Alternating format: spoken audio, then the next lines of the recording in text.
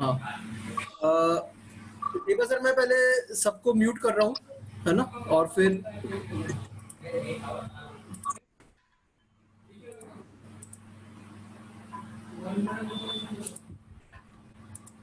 Speaker sir आपको unmute का request भेजा है। एमएल अग्रवाल सर आपको अनम्यूट का रिक्वेस्ट भेजा है। ब्रिजमोहन सर आपको अनम्यूट का रिक्वेस्ट भेजा है। एंड विशाल जी आपको अनम्यूट का रिक्वेस्ट भेजा है। तो हम स्टार्ट करते हैं। Good evening all the members. I, Ashish Agarwal, on behalf of Alwar branch of CIRC of ICI, welcome you all in our today's 7th virtual CP meeting. We have with us a renowned speaker, which all of us know, CA Pramod Jain sir. He is Central Council member at present of the Institute of Chartered Accountant of India. We have with him today, with us today, Pramod sir. Thank you, Pramod sir, for accepting our request for today's virtual meeting. We welcome you all. Uh, Although we wanted to call you in our branch personally, but somehow it is not possible due to this pandemic. We will try to have this physical presence also of yours when this whole thing solves in the later part of the year. So to start with, I request our study cycle chairman ML Agarwal sir to please make an inaugural address. ML Agarwal sir, please. ML Agarwal sir. हाँ हाँ प्रमोद, हाँ respected Pramod ji, Ashish ji chairman of branch, Vishal Badhua managing committee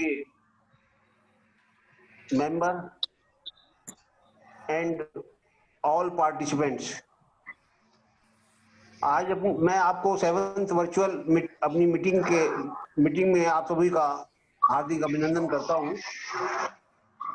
आज अपने बीच में श्री प्रमोद जी जैन, जो कि central council member हैं, पहले भी अपनी ब्रांच में इनको जब भी बुलाया जब ये पधारे और उन्होंने काफी हमको ज्ञानवर्धन किया। और आज मुझे जब सुबह इन्होंने, आशीष जी ने मुझे उनका बायोडाटा भेजा तो मैंने इनको बायोडाटा पढ़ने के बाद मुझे झुरझुरी छूट गई। मैंने कहा यार इतने ज्ञानी आदमी और हमें पता ही नहीं लगा। ये तो बायोडाटा पढ़ने के बाद पता लगा कि बहुत ज्ञानी आदमी है। मैं इनका बायोडाटा जो है थोड़ा आपको ब्रीफ में बताता हूँ। He is commerce graduate from Shri Ram college of commerce. He is also fellow member of the Institute of Chartered Accountants of India and Company Secretaries of India. He is LLB, FCMA, DISA, CAT, and many certification course of NSC and very important course of our valuation of ICI. He is a Central Council member during tenure 2019 to 22. He is chairman of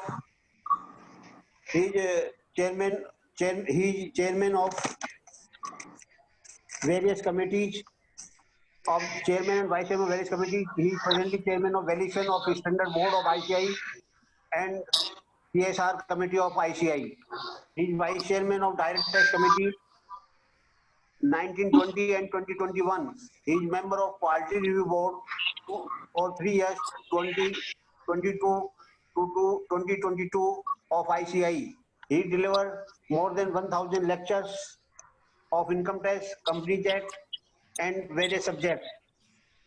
He is senior partner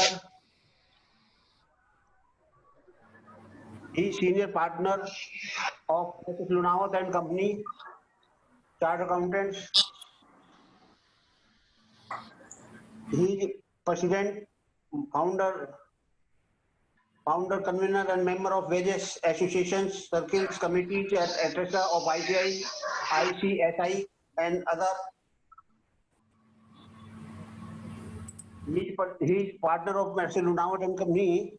He is a conceptualizer of the portal expertpanel.in, in which he is one-stop solution for all the professional queries, which has given more than 90,000 answers since its launch in mid of year 2018. He has written so many. He has authors books of chartered accountants, documentation and compliances for audits and reviews, limited liability partnership, a complete resources book, chartered accountants, documentation and compliance of for audits. He has also written, he has written so many various articles of taxation, company law and audit in various journals.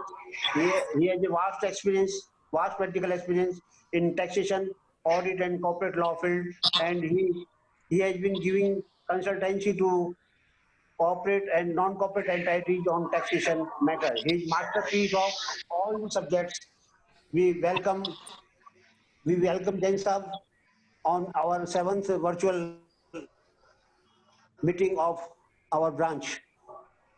इनके partner जो थे उनको भी हमने एक बार tax bar में बुलाया था, बड़े लंदन से जीएसटी के ऊपर उन्होंने बड़े अच्छे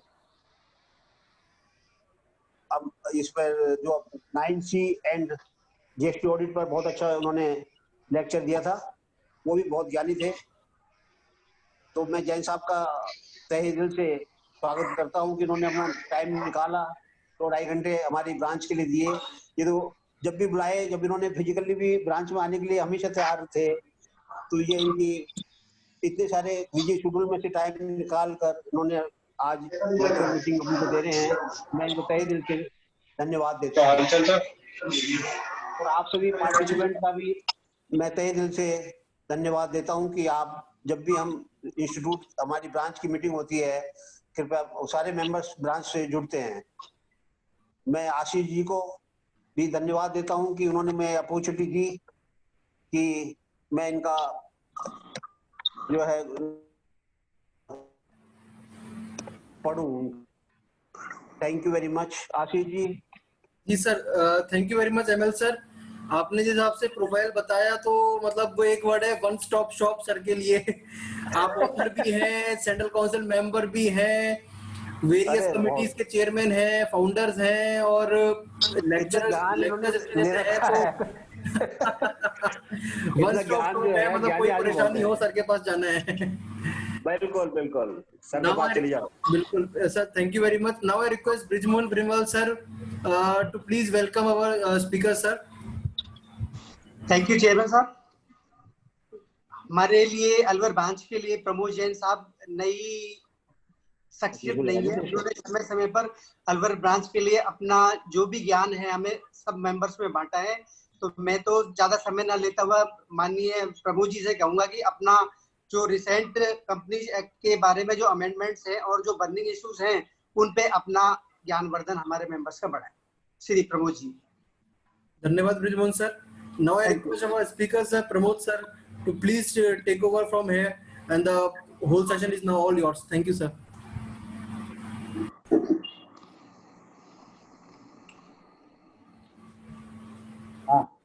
Thank you.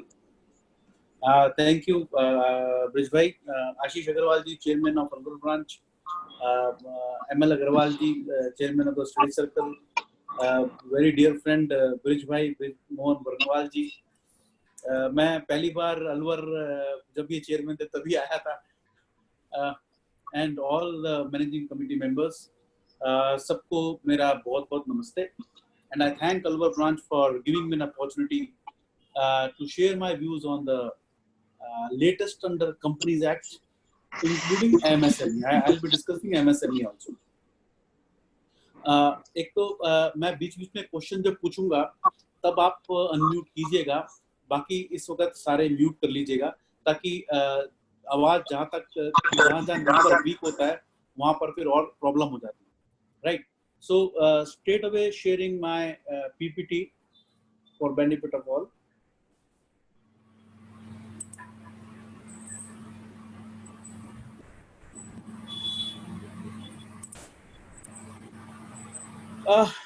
एक बड़ी बेसिक सी बात है जो अभी पीछे चेंज हुआ। द चेंज इज कि मेरा एक वर्ड चेंज हुआ है। फाइन था पहले, अब फाइन की जगह पेनल्टी हो गया। Fine has been replaced with the word penalty. तो बेसिकली अगर हम ये समझें, 1-2 मिनट लगाएं इसके ऊपर, बड़ा इंपॉर्टेंट है। और ये जो चेंज आया है ये करीब करीब 16 जगह आया है और आगे भी और बहुत सारे सेक्शन में चेंज आने वाला है। तो ये जो चेंज है इसका इम्पैक्ट क्या है, फाइन और पेनल्टी में डिफरेंस क्या है, एक बार इसको समझते हैं अपन, क्योंकि ये थोड़ा सा बहुत इंपॉर्टेंट है। यहाँ पे मैं आपके कमेंट चाहूंगा, फाइन और पेनल्टी में डिफरेंस क्या है। आप चाहें तो अनम्यूट करके बोल सकते हैं, नहीं तो चैट बॉक्स में अपने आंसर्स दे दें। मैं चैट बॉक्स भी खोल के रखता हूं। Fine is not appealable and penalty is available, Abhinav ji का कहना है। और किसी का कोई व्यू?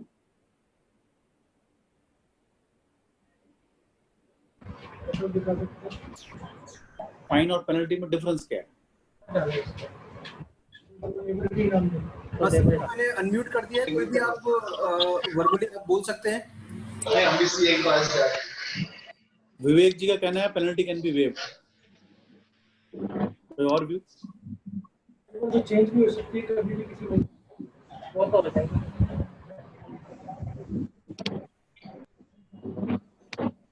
और levy of penalty general opportunities to be given, Ashok Gupta ji का कहना है।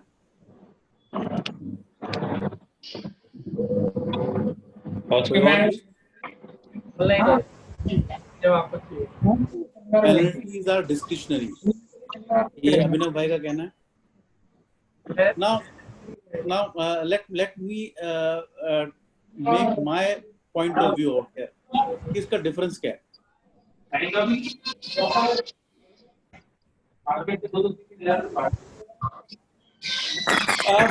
अगर आप देखें आशीष भाई, बाकी हाँ सर, मैं एक मिनट में एक बार म्यूट कर देता हूँ, मैं एक बार म्यूट कर देता हूँ।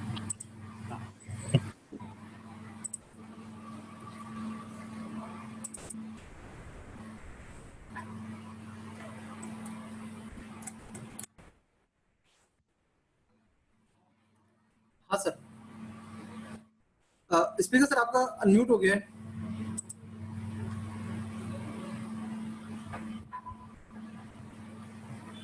आ रही है मेरी आवाज? जी सर, अब आ रही है बिल्कुल। हाँ, बेसिकली देखा जाए तो फाइन और पेनल्टी दोनों ही इनकम टैक्स में अलाउ नहीं होती।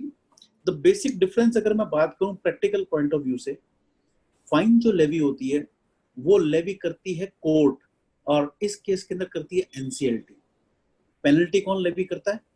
पेनल्टी लेवी करेगा registrar of companies himself.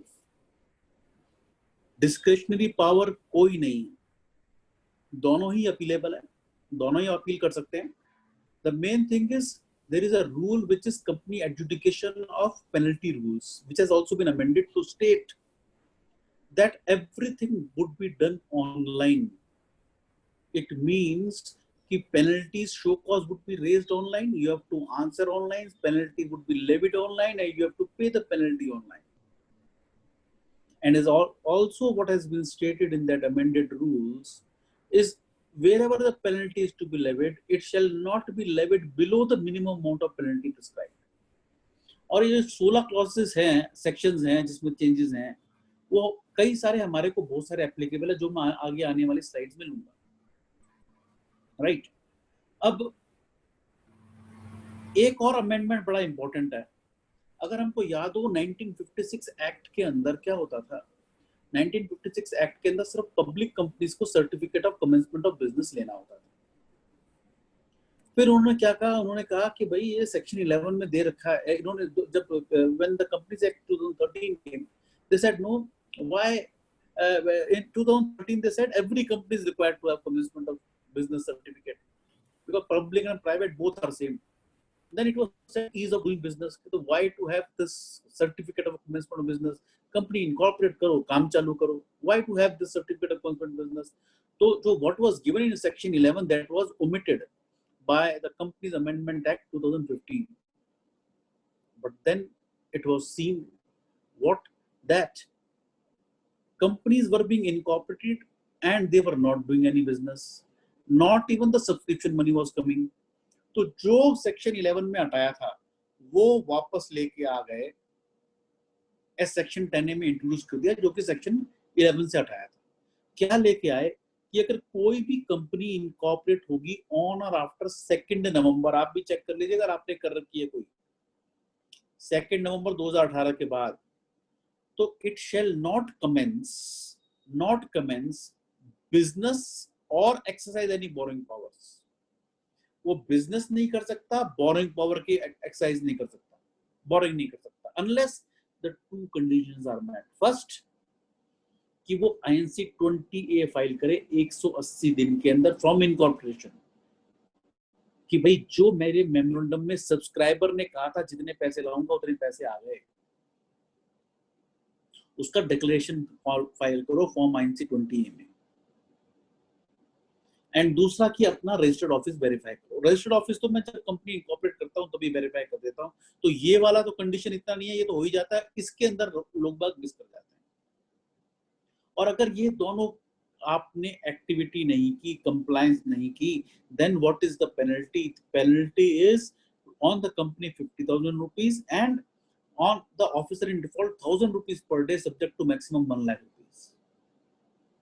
And if the registrar is of the view that the company is not commences business, not doing any business, तो वो removal of the name from the registrar of company section 248 में भी कर सकता है. उसके लिए section 248 पे amend कर दिया.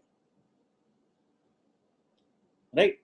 अब यहाँ पर मैं आपसे एक और छोटा सा क्वेश्चन पूछना चाहूंगा. एक छोटा सा क्वेश्चन ये कि मान लीजिए आपने एक प्राइवेट लिमिटेड कंपनी इनकॉर्पोरेट करनी है, तो उस प्राइवेट लिमिटेड कंपनी के अंदर मिनिमम पेड अप कैपिटल कितनी होनी चाहिए?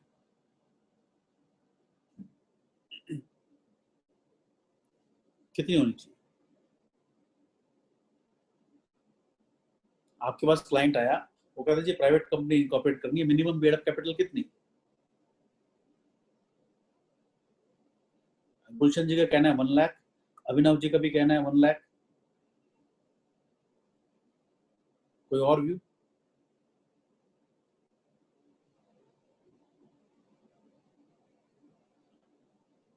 सभी का 1 लाख कहना है.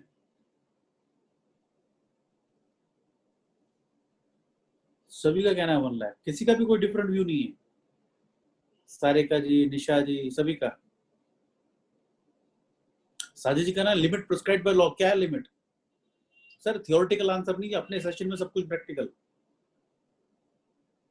No theory, all practical. कोई भी डिफरेंट वीडियो, सभी का 1 लाख है. आशीष जी, ब्रिज भाई, कंपनी लॉ में बहुत रिक्वायरमेंट है यहाँ पे अपडेशन की. काफी टाइम हो चुका है, 1 लाख की लिमिट खत्म हो चुकी है. No minimum capital. Utsav ji का कहना है नो मिनिमम कैपिटल. बिल्कुल सही कहा. अब कोई 1 लाख रुपए की लिमिट नहीं है. अब आप 1000 रुपए में भी बना सकते हैं, 200 रुपए में भी बना सकते हैं, जितनी आपकी इच्छा. No minimum prescribe capital. 20 रुपए, 200 रुपए, 2000 रुपए, जितने आप चाहें कर सकते हैं. This is allowed for even public and private both. अब ऐसे ही एक क्लाइंट आया तो उसने पूछा भाई, तो बाकी सब लोगों ने बताया 1-1 लाख रुपए, और उत्सव जी ने बोला नहीं जी कोई जरूरत नहीं, मैं तो आपकी 5000 में बना दूंगा. और बाकी सब कह रहे मैं बना के दिखाता हूँ, और उन्होंने बनाई और बन गई कंपनी, क्योंकि लॉ तो यही कहता है यस बन जाएगी. तो 5000 में वो कंपनी बन गई. अब क्लाइंट ने कहा मेरे को तो सारा इंटरनेशनल ट्रांसफर करना है, तो मेरे को HDFC बैंक में खाता खोलना है. वो कह रहा 25,000 रुपए मिनिमम. तो वो 25,000 रुपए कैसे आएंगे कंपनी में, ये मुझे बताओ. माय नेक्स्ट क्वेश्चन इज, वो 25,000 रुपए कैसे आएंगे? पेड अप कैपिटल 5,000 है, 25,000 आएंगे कैसे?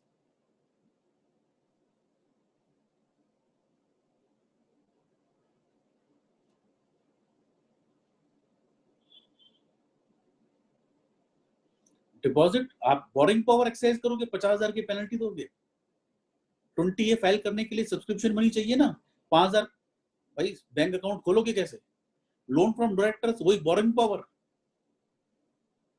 Boring power. For commencement of certificate of business, you have to have the subscriber money and then you have to file 20A. इसलिए 1 लाख रिक्वायर्ड है. एमएल अग्रवाल जी का कहना नहीं, ऐसा नहीं है कि 1 लाख की नहीं जी नहीं. लॉ तो कहता है कि आप 5,000 में कर सकते हो, 1000 रुपए में भी कर सकते हो. तो 5,000 से कंपनी बना दी. अब सोल्यूशन क्या है कि क्या मेरे को 5,000 से नहीं बनानी चाहिए थी, मेरे को मिनिमम 25,000 50,000 रखनी चाहिए थी? क्या ये सोल्यूशन है? रेज द कैपिटल, साजिद जी का कहना है रेज द कैपिटल। तो रेजिंग ऑफ कैपिटल के लिए मेरे को एक और बैंक अकाउंट खोलना पड़ेगा सेक्शन 42 के लिए। वो बैंक अकाउंट कैसे खुलेगा जब ओरिजिनल नहीं खुल रहा? और बैंक अकाउंट खोलने के लिए मैं कैपिटल रेज करूंगा, सेक्शन 42 तो यही कहता है ना।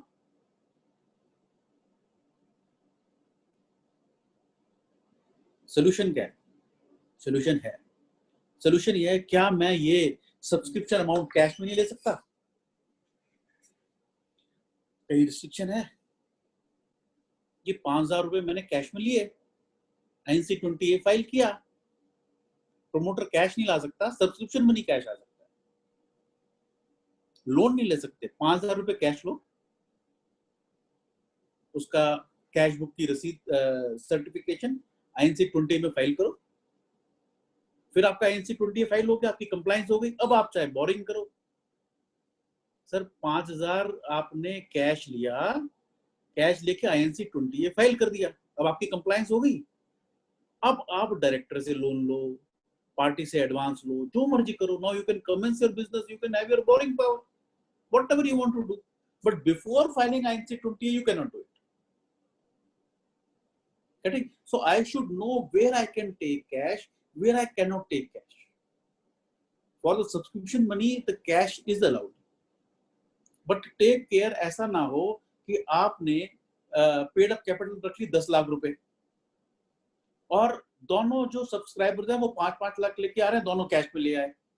तो कंपनी लॉ में तो कोई इशू नहीं है। इनकम टैक्स का भी ध्यान रखो। 269 ST 2-2 लाख रुपए। वी आर SMPs, हम सब है स्मॉल एंड मीडियम प्रैक्टिशनर्स। हम जब कोई ट्रांजैक्शन करते हैं तो हमको सारे लॉज देखने पड़ते हैं। हम एक सिंगल माइंडेड नहीं जा सकते कि कॉर्पोरेट लॉ तो corporate, we don't know income tax, and we are doing income tax, we don't know indirect tax, we don't know audit. No, हम जब कर रहे होते हैं एक ट्रांजैक्शन को तो सारे एंगल से देखना होता है हमारे, right. So up to 2 lakh company law में कोई इशू नहीं है, लेकिन इनकम टैक्स में 269 ST को मेरे को देखना है, राइट। चलिए अब आगे चलते हैं।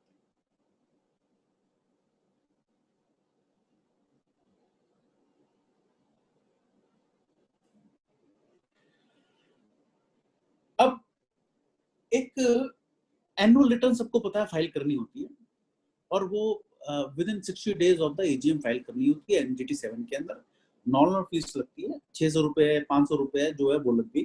और सबको ये भी पता है कि भाई 30 जून 2018 तक मेरा 300 दिन तक अगर मैं फाइल करता था तो 12 times of the additional fees लगता था, और 1 जुलाई 18 से वो 100 रुपए पर डे हो गया।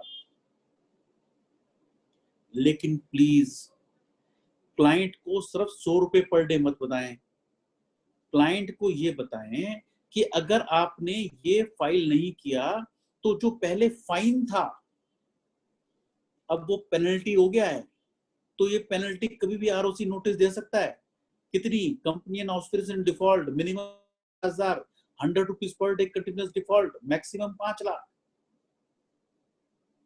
इम्प्रिजनमेंट की रिक्वायरमेंट नहीं है, कहते हैं हमको जेल जाना ही नहीं है, जेल नहीं भेजना आपको, आप तो सिर्फ पेनल्टी दे दो। कंपनी और ऑफिसर इन डिफॉल्ट दोनों 50-50 1000 रुपए दे दो। आपका 30 सितंबर को आपने AGM की, मान लीजिए मार्च 20 की बात करता हूं मैं, आपको 30 सितंबर की थी तो आपको 29 नवंबर तक फाइल करनी थी, आपने 5 दिसंबर को फाइल की।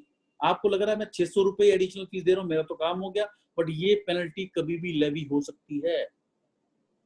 There is no time period prescribe कि कितने टाइम के अंदर शो कॉज जाएगा। जब ROC का मन करेगा तब पेनल्टी का शो कॉज दे देगा। अगर जहां उसने ऑनलाइन दे दिया उसके हाथ कट गया, उसके पास भी पावर नहीं है, इससे कम लगा दे। तो मेरे को पता होना चाहिए, क्लाइंट को बताना है कि टाइम से नहीं किया तो मेरी कोई जिम्मेवारी नहीं है, ये पेनल्टी कभी भी आ सकती है। ये फाइलिंग के टाइम में नहीं लगेगी, लेकिन कभी भी शो कॉज आ सकता है। ऐसे ही दूसरी पेनल्टी जो कि हमारी नॉर्मल रहती है, मैं उसकी बात कर रहा हूँ। मेरी AOC 4 जो जाता है 30 दिन में AGM में, इसकी कितनी पेनल्टी है? इसकी है मेरी पेनल्टी कंपनी के ऊपर 1000 रुपए पर डे, मैक्सिमम 10 लाख। और ऑफिसर इन डिफॉल्ट पे, यानी कि मैनेजिंग डायरेक्टर को वो नहीं है तो ऑल डायरेक्टर्स कितनी है? लाख रुपए मिनिमम 4 डायरेक्टर हैं, 4 लाख रुपए गए 5 दिन की डिले फाइलिंग में, और ये 30 दिन ऑफ द एजीएम है।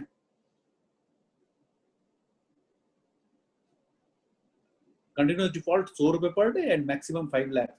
तो क्लाइंटों को ये बता के चलना है कि अगर डिले होता है तो सिर्फ 100 रुपए पर डे पे मत जाएं, ये पेनल्टी कभी भी आ जाएगी, क्योंकि वो कहेंगे मेरे को तो सीए ने बताया नहीं। और हो सकता है अगर आप अपना आरओसी काम कंपनी सेक्रेटरी से करवा रहे हैं तो उनको भी इसका इतना आइडिया ना हो। हाँ, लॉ में लिखा हुआ है 100%, बट फाइन और पेनल्टी का difference we should be fully aware. Client को बता दो जो हमारी जिम्मेवारी नहीं है।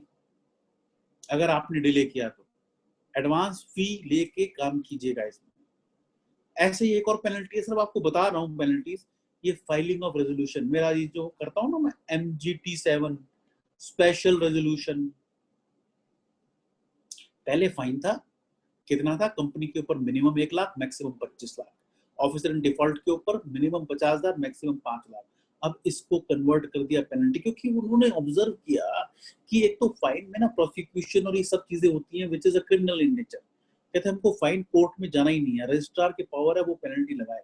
उन्होंने कोई अमाउंट में चेंज नहीं किया, सेम रखा है। आप मान लीजिए कंपनी के ऊपर minimum 1 lakh, continuing 500 rupees per day, तभी तो वो 25 लाख तक पहुंचेगा। क्योंकि हमको पता ही नहीं चलता, हम साल 1.5 साल के बाद कभी कोई काम करते हैं, कोई कहता है अच्छा जी इसका तो स्पेशल रेजोल्यूशन पास होना था, कहते हैं इसमें क्या है, अभी कर लेते हैं स्पेशल रेजोल्यूशन पास, कौन से एक्चुअल मीटिंग कर रहे थे, किताबों में तो करना है, कर देते हैं। कहते इसमें तो 100 रुपए पर डे की भी पेनल्टी, वो फाइलिंग फीस नहीं है, इसमें तो मैक्सिमम 12 टाइम्स फी लग रही है, कर देते हैं। बट अब ये हो गई है पेनल्टी। शो कॉज के बाद the life would be really a big problem. उन्होंने सब कुछ वही रखा, opposite default include minimum amount change नहीं किए, मिनिमम 50,000, कंटिन्यू डिफॉल्ट 500 रुपए, maximum 5 lakh. So please tell your clients to comply in time. और एक तो पेनल्टी जो है वो मेरी ऑर्डर की, ये मैं बहुत टाइम से कह रहा हूं पर आज तक भी मैं सुन रहा हूं। हम रेजिग्नेशन दे देते हैं, बैक डेट से क्लाइंट का नुकसान हो जाएगा, उसका एजीएम को फॉल्ट हो जाएगा। कितनी इसकी पहले फाइन था, मिनिमम 50,000 मैक्सिमम 5 लाख। भाई ये तो बहुत ज्यादा है। तो उन्होंने चेंज कर दिया। उन्होंने क्या कहा, जब फाइन में उन्होंने चेंज किया, पहले था मिनिमम 50,000 मैक्सिमम 5 लाख, उन्होंने चेंज किया, उन्होंने कहा मिनिमम 50,000 रुपीज और remuneration of the auditor which is less. सारे सीए खुश, कहते हैं हमारी तो फीस ही कितनी है, 5-10 हजार रुपए, 15,000 रुपए, तो इतनी तो हम दे देंगे, इतनी तो हम दे देंगे। लेकिन रेजिग्नेशन बैकडेट में, लेकिन बेचारा क्लाइंट जो मेरे को निकाल रहा है उसका नुकसान नहीं, जो मेरे को निकाल रहा है किसी और को काम दे रहा है, सारा फीस का इशू है और कोई इशू ही नहीं है, फिर भी मैं बैक डेट में ही करूंगा ताकि उसको तकलीफ ना हो। Please take care. अब जो किया हुआ है उन्होंने पेनल्टी, और उन्होंने ये कहा कि वो तो बिल्कुल वही रखा, same, no change, minimum 50,000 rupees और remuneration of the auditor which is less, लेकिन कंटिन्यूइंग डिफॉल्ट 500 रुपए पर डे कर दिया। आज 4 महीने 5 महीने बात कर रहे डिजाइन, तो कैलकुलेट कर लीजिएगा। और ये ऑडिटर के ऊपर है, क्लाइंट के ऊपर नहीं है। आप ये सोचते हैं कि क्लाइंट आपको ये रिइंबर्स कर देगा, बिल्कुल नहीं करेगा, क्योंकि ये पेनल्टी है, फाइलिंग के टाइम नहीं पता लगता, बाद में लगता है। So please no back dating, no back dating. और आपको ये भी बता दूं, जो हमारा यूडिन है,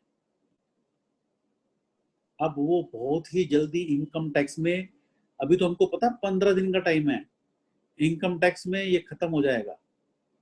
अभी आपको इनिशियली तो ऑप्शन दे रहे हैं, ऑप्शन दे देंगे 15 दिन में फाइल करो या सेम डे कैलकुलेट कर लो, बट स्लोली एंड ग्रेजुअली ये खत्म हो जाएगा, सिर्फ सेम डे हो जाएगा। सो और अगर आपने वो फॉर्म फाइल किया और 15 दिन के अंदर अगर आपने यूडिन नहीं डाला, तो वो form will be treated as not filed. भूल गए तो it will be treated as not filed. Hence ध्यान से काम करें, यूडिन जिस दिन करना उस दिन करें, no back date resignations please, right. अब ये एक स्कीम निकाली the company law fresh start scheme 2020।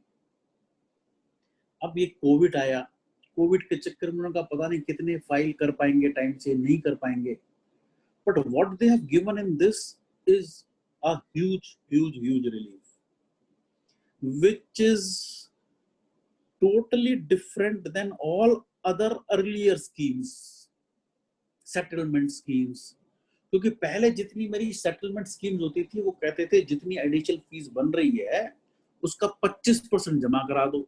यहाँ पे उन्होंने क्या कहा, उन्होंने कहा company law fresh start scheme, no additional fees,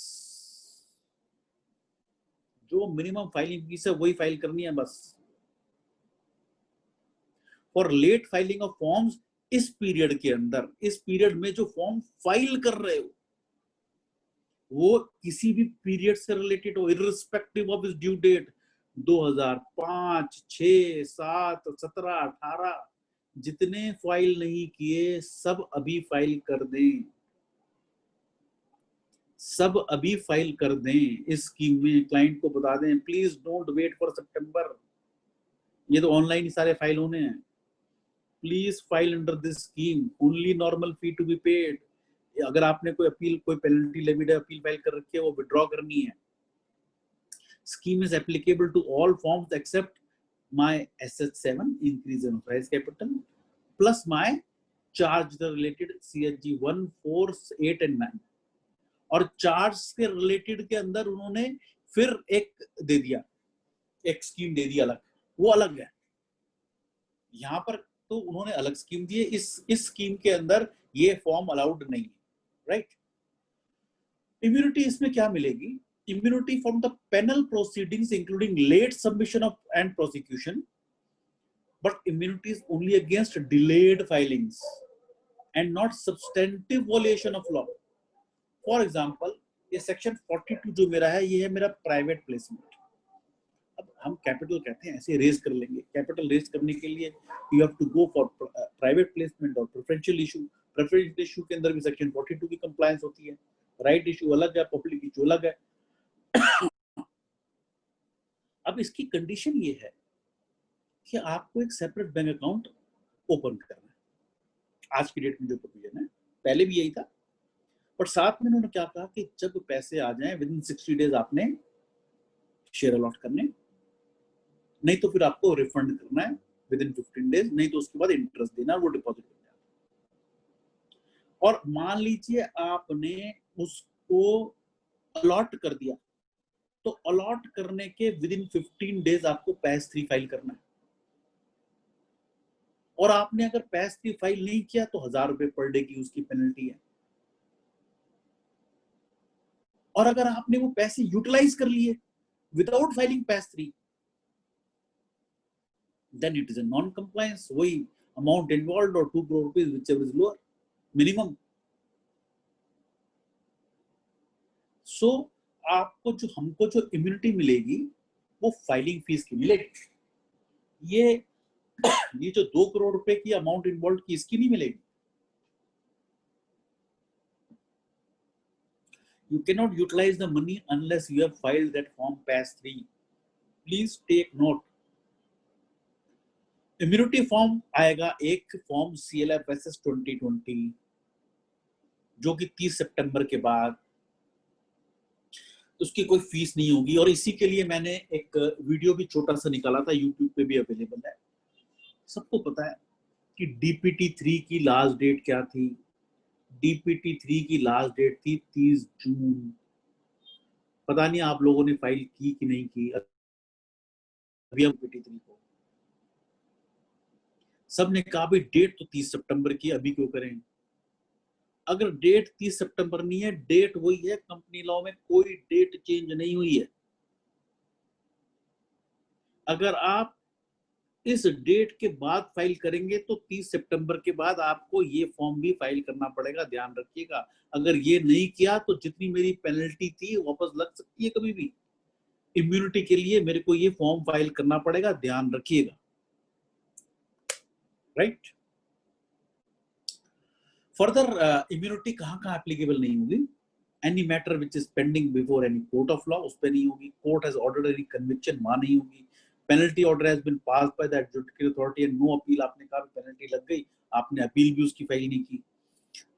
जहां पर मेरा जो ऑर्डर है 454(6) का, वो मेरा 1 मार्च से 31 मई के बीच में है, जो मेरा पेनल्टी का ऑर्डर और पेनल्टी वाला ये जो ऑर्डर है. और एडिशनल 120 दिन मेरे को फाइल किए थे अपील के, मेरे को 120 दिन एक्स्ट्रा दिए जा रहे हैं टू फाइल द अपील. उस केस में प्रोसिक्यूशन नहीं होगा. ये भी स्कीम के अंदर. कौन कौन इस स्कीम को अवेल नहीं कर सकता? Companies against which action for final notice of strike down has been initiated. Government ने एमसीए ने अपने आप ही स्ट्राइक डाउन का नोटिस दे रखा है, या फिर कंपनी ने खुद ही STK 2 फाइल कर रखा है फॉर स्ट्राइकिंग ऑफ, वहां इस स्कीम में अवेल नहीं कर सकते. कंपनीज जो अमेलगेमेट कर चुकी हैं वो भी नहीं कर सकती फाइल, क्योंकि वो कंपनी में एग्जिस्ट नहीं करती. कंपनीज जिनका की डोरमेंट स्टेटस है वो नहीं कर सकते, और जो वैनिशिंग कंपनीज है वो नहीं कर सकते. फर्दर एक उन्होंने ये भी कहा कि जो आपके DIN deactivated due to non filing of DR3 KYC, सबको पता है ये एनुअल करना पड़ता था, नहीं करते तो 5,000 रुपए की फीस है. कहते हैं आप इस पीरियड के अंदर ये फाइल कर दीजिए, 5,000 रुपए नहीं लगेंगे. जो मेरा एक और फॉर्म था INC 22A, e active form 22A, INC 22A, जो मेरे रजिस्टर्ड ऑफिस की, जो उन्होंने नहीं किया था, उनका एक्टिव नॉन कंप्लायंट है, वो भी इसको फाइल करें, उनके भी 5,000 10,000 रुपए ये नहीं लगेंगे. तो जो जो नॉन कंप्लायंस है सब इसके अंदर कर दें फाइल. और मान लीजिए अगर आपकी कंपनी इनएक्टिव है तो आपके पास 2 ऑप्शन दिए. पहला ये कि आप अपने आप को डोरमेंट कंपनी डिक्लेयर कर दे 455 में और MSC 1 फॉर्म फाइल कर दे, या फिर आप उसको स्ट्राइक ऑफ के लिए अप्लाई कर दे. दोनों आपके पास ऑप्शन, राइट. एक चार्जेस के लिए स्कीम आई है, क्योंकि चार्जेस तो CLFSS में नहीं है, तो उन्होंने एक स्कीम निकाली है for creation and modification. Satisfaction के लिए नहीं निकाली, तो CHG 1 और 9 के लिए जा सकते हो. और इसमें उन्होंने क्या कहा? उन्होंने कहा अगर मेरा चार्ज क्रिएटेड है 1 मार्च 2020 से पहले,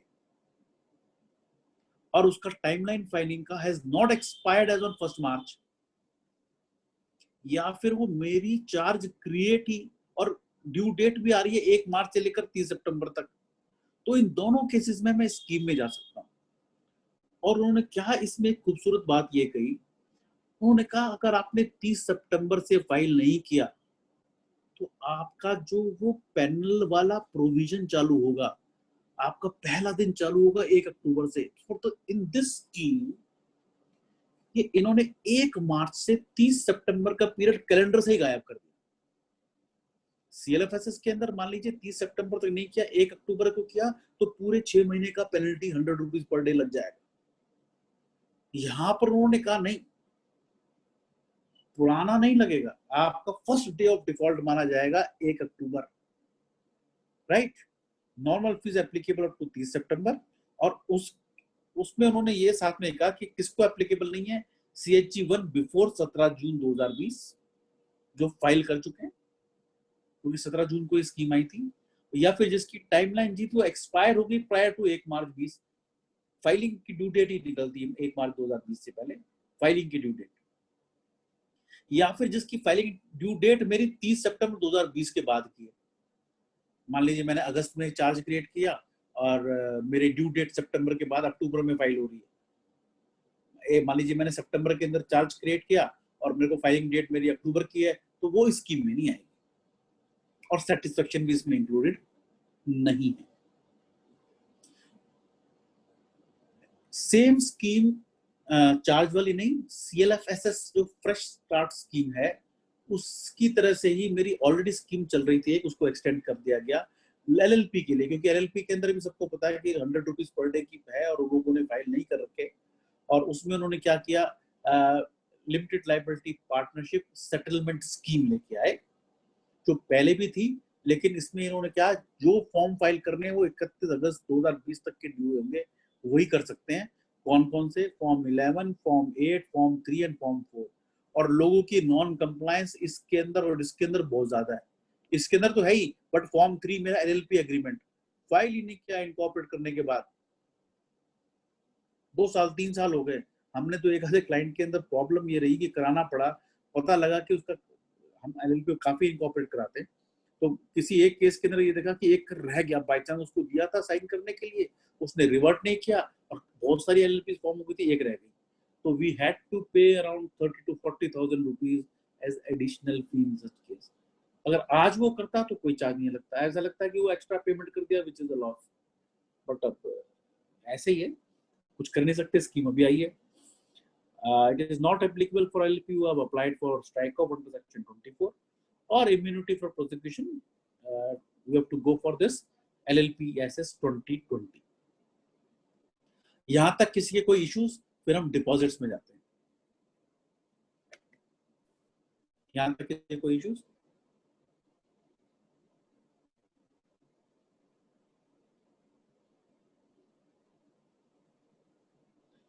What action, Gulshan ji ka, what action is required if taken by directors who do not file KYC and companies closed, vanished? Sir, KYC is totally different. KYC तो दिन बेस्ड है, वो तो दोबारा ले ही सकता है। उसका अगर KYC नहीं हो रखा तो KYC भी वो करवा सकता है DRC KYC।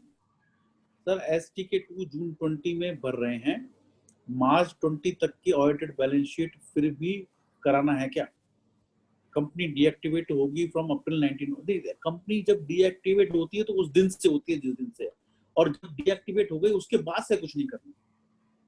अगर आपने जून में भर रहे हैं और आपका अगर मान लीजिए सितंबर तक नहीं होता या अक्टूबर तक नहीं होता, तो तब तक का एक बार आपको देखना पड़ेगा कंप्लायंस। अगर आपका डीएक्टिवेट हो गया फिर कोई इशू नहीं। Satisfaction charge not filed, loan is repaid by bank NOC. Sir इसमें there is no scheme out here, there is no scheme for the satisfaction of charge. इसमें तो आपको कंडोनेशन ऑफ डिले और वो पेनल्टी जो है वो लगेगी, आपको आरडी से अप्रूवल लेना पड़ेगा। यहाँ पर कोई रिलीफ नहीं दिया, सेटिस्फैक्शन को नहीं दिया। गुलशन जी का है authorise capital 10 lakh and initial subscribed in memorandum of association ₹5 lakh. Now what is the procedure to enhance the capital? It depends which type. There are a few modes to enhance the capital. You want to go for a public issue, you want to go for a private placement, you want to go for a preferential issue, you want to go for a right issue. किससे पैसा लेना है, क्या लेना है, वो सारी उसके हिसाब से होगा। Any filing, full filing, any filing नहीं सर, फुल फाइलिंग है। सेक्शन 42, 62 उनकी कंप्लायंसेस हैं, बहुत सारी फाइलिंग करनी पड़ेगी, पूरी कंप्लायंसेस हैं। कई बार अगर हम प्राइवेट प्लेसमेंट में अगर ठीक ठाक सा होता है तो you can even charge 50,000 to 1 lakh rupees, because में ऑफर लेटर बनता है, बहुत सारे कंप्लायंसेस। डिपेंड करता है आपकी फीस लेने की कैपेसिटी कितनी है, उनके देने की नहीं, आपके लेने की कैपेसिटी कितनी है। आप में फीस चार्ज करने की हिम्मत होनी चाहिए, क्योंकि आपका वर्कलोड कितना है ये आपने असेस करना है, कितना टाइम लगना है, क्योंकि उसमें कंप्लायंसेस काफी ज्यादा है, ऑफर लेटर तैयार करने में बहुत टाइम लग जाता है। सो डिपेंड करता है आप किस रूट से जाते हैं, राइट? इसके अलावा सर अभी तो और कोई क्वेरीज नहीं है। चलिए आगे चलते हैं जी जी जी सर। अब चलते हैं अपना next, which is again very important, which is my deposits. ये डिपॉजिट्स हम इतने टाइम से कर रहे हैं, बट फिर भी कई बार क्वेश्चन बहुत सारे माइंड में आ जाते हैं। ये डिपॉजिट्स कौन ले सकता है, कौन नहीं ले सकता?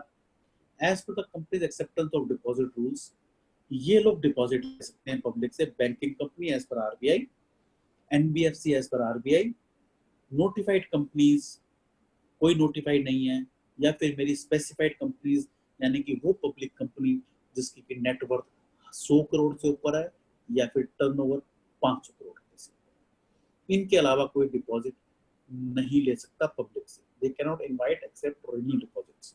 सो एंड ये हुआ क्या, उसके बाद एक DPT3 फॉर्म है। ये DPT3 फॉर्म की क्या कहानी है? ये पहले से प्रिस्क्राइब था 1956 एक्ट में, दूसरा फॉर्म था, फॉर्म 56 है जो भी फॉर्म हुआ करता था। अब यहाँ पे क्या है कि फॉर्म DPT3 फाइल करना था by 30 June, and furnish the information as on 31st March duly audited by the auditor। किसको करना था, किसको करना है आज की डेट में, और पहले क्या था, पहले इसको करना था जो कि कंपनी एक्सेप्ट करती थी deposits from public, who were accepting deposits, public छोड़ो, who were accepting deposits। क्या आप लोगों ने में से किसी ने शेयर होल्डर से कोई डिपॉजिट लिया हुआ है? ये क्वेश्चन बड़ा इंपॉर्टेंट है। क्या आपके किसी क्लाइंट ने शेयर होल्डर से कोई डिपॉजिट ले रखा है? निधि कंपनियां मैं बताऊंगा मैं, क्या किसी शेयर होल्डर से डिपॉजिट लिया है?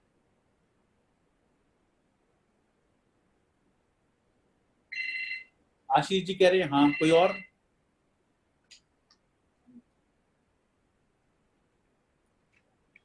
आशीष जी ने लिया, किसी और ने?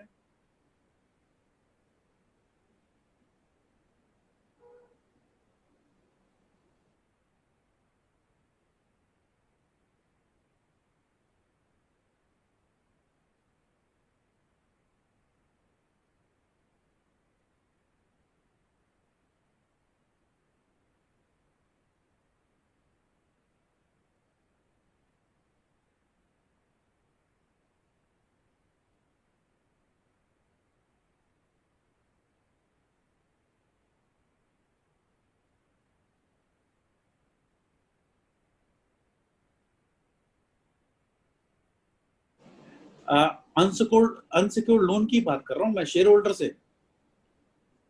Share holder are relative of directors. मैं शेयर होल्डर से आपने लोन लिया, मेरा तो क्वेश्चन ये है, अनसिक्योर्ड लोन लिया है, अंकुर जी का कहना है, up to share capital reserve Ashish ji ने लिया है।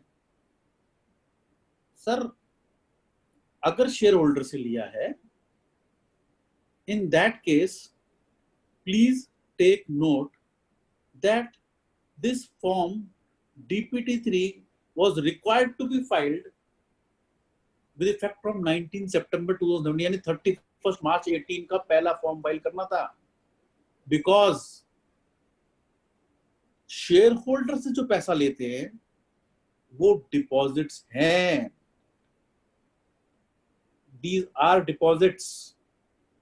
आप अनसिक्योर्ड लोन बोले, जो मर्जी बोले, बट ये डिपॉजिट्स हैं। आपको company acceptance of deposit rules file करना का फॉलो करना पड़ेगा कि ये कितने पीरियड के लिए हैं, 6 महीने से 36 महीने तक के लिए।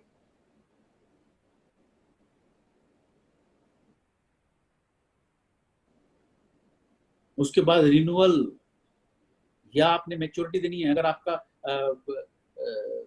जितना भी अगले साल के अंदर पेमेंट है उसका 20% एक्स्ट्रा मार्जिन मनी रखना उनको पेमेंट करने के लिए, सारी कंप्लायंस करनी पड़ती है।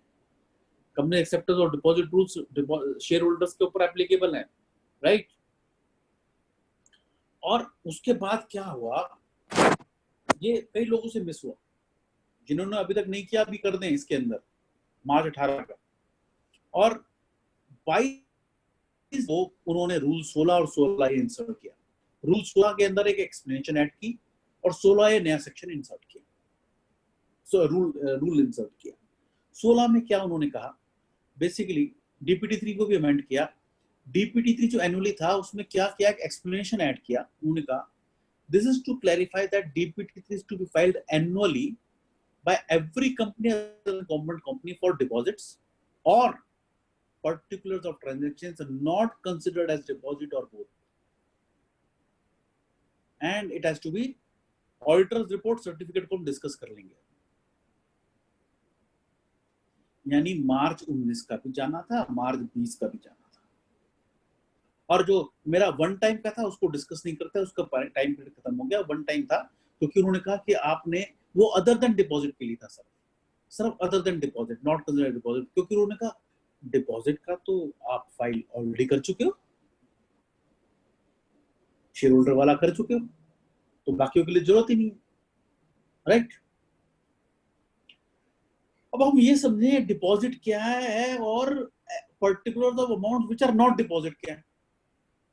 आपकी कंपनी पैसे रिसीव करती है, कंपनी जब पैसे रिसीव करती है, share capital, share premium, security premium जोड़ दे, उसके अलावा या तो वो डिपॉजिट है या वो डिपॉजिट नहीं। या तो डिपॉजिट है या डिपॉजिट नहीं है। डिपॉजिट क्या क्या है? जो आपने पब्लिक से लिया, जो आपने शेयर होल्डर से, जो शेयर होल्डर से लेते हैं वो मेरे डिपॉजिट है। सेक्शन 73 सबसेक्शन 2 में डिपॉजिट है, राइट। यहां तक किसी को कोई डाउट? क्योंकि उसके बाद हम बात करेंगे अमाउंट्स जो कि डिपॉजिट नहीं है। यहां तक किसी को कोई डाउट है, कोई क्लैरिटी है, तो एक बार अपन दोबारा किसी की भी क्वेरी ले सकते हैं, क्योंकि इसके अंदर बिल्कुल फ्री समझे अपना कोई भी क्वेश्चन पूछने के लिए। क्योंकि अगर हम इसको कंसेप्ट को क्लियर नहीं कर पाएंगे तो दिक्कत रहेगी। सर एक रेज हैंड का वो है, रेडमी के नाम से है, कौन है सर? आप अपना अनम्यूट कर दीजिए एक बार।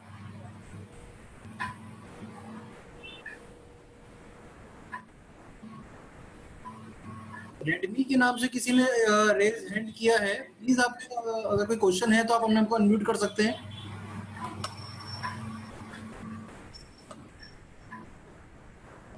गलती से भी हो सकता है सर। हाँ सर, तो ये गलती से ही हुआ है। तो अभी इसके अलावा सर अभी और कोई क्वेश्चन हमारे पास चैट बॉक्स में भी नहीं है। ठीक है, यहाँ तक सबको क्लियर है, कोई इशू नहीं है ना? ठीक है, चलिए। सर एक क्वेश्चन है कि if DPT 3 is not filed before 30 जून 2020, ये सर आपने शायद आंसर दे दिया इसका।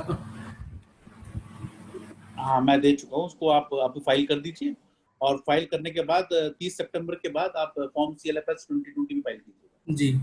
राइट। अब हम बात करते हैं अमाउंट जो कि मेरे ट्रांजैक्शन, जो कि मेरे डिपॉजिट नहीं,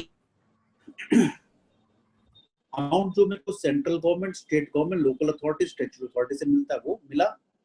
जो मेरे को फॉरेन गवर्नमेंट, फॉरेन बैंक वगैरह से बाहर से मिला एज पर फेमा गाइडलाइंस, जो मेरे को बैंक से मिला, public financial institution, commercial paper, मेरी CC लिमिट, मेरी टर्म लोन, मेरी OD लिमिट, ये सब मेरे को अलाउड है, ये डिपॉजिट नहीं है। बट अगर ये मेरे बैलेंस शीट में है तो DPT 3 जाएगा। हमारे मैक्सिमम क्लाइंट्स के अंदर आप चेक कीजिएगा, अगर बैंक का लोन है कंपनीज के केस में तो DPT 3 जाना है। मार्च 19 का अगर फाइल नहीं किया तो आप कर दें। इंटर कॉर्पोरेट डिपॉजिट, यानी कि एक कंपनी ने दूसरी कंपनी, हम वर्ड दे रखा है हमने ICD, but actually any amount received from another company.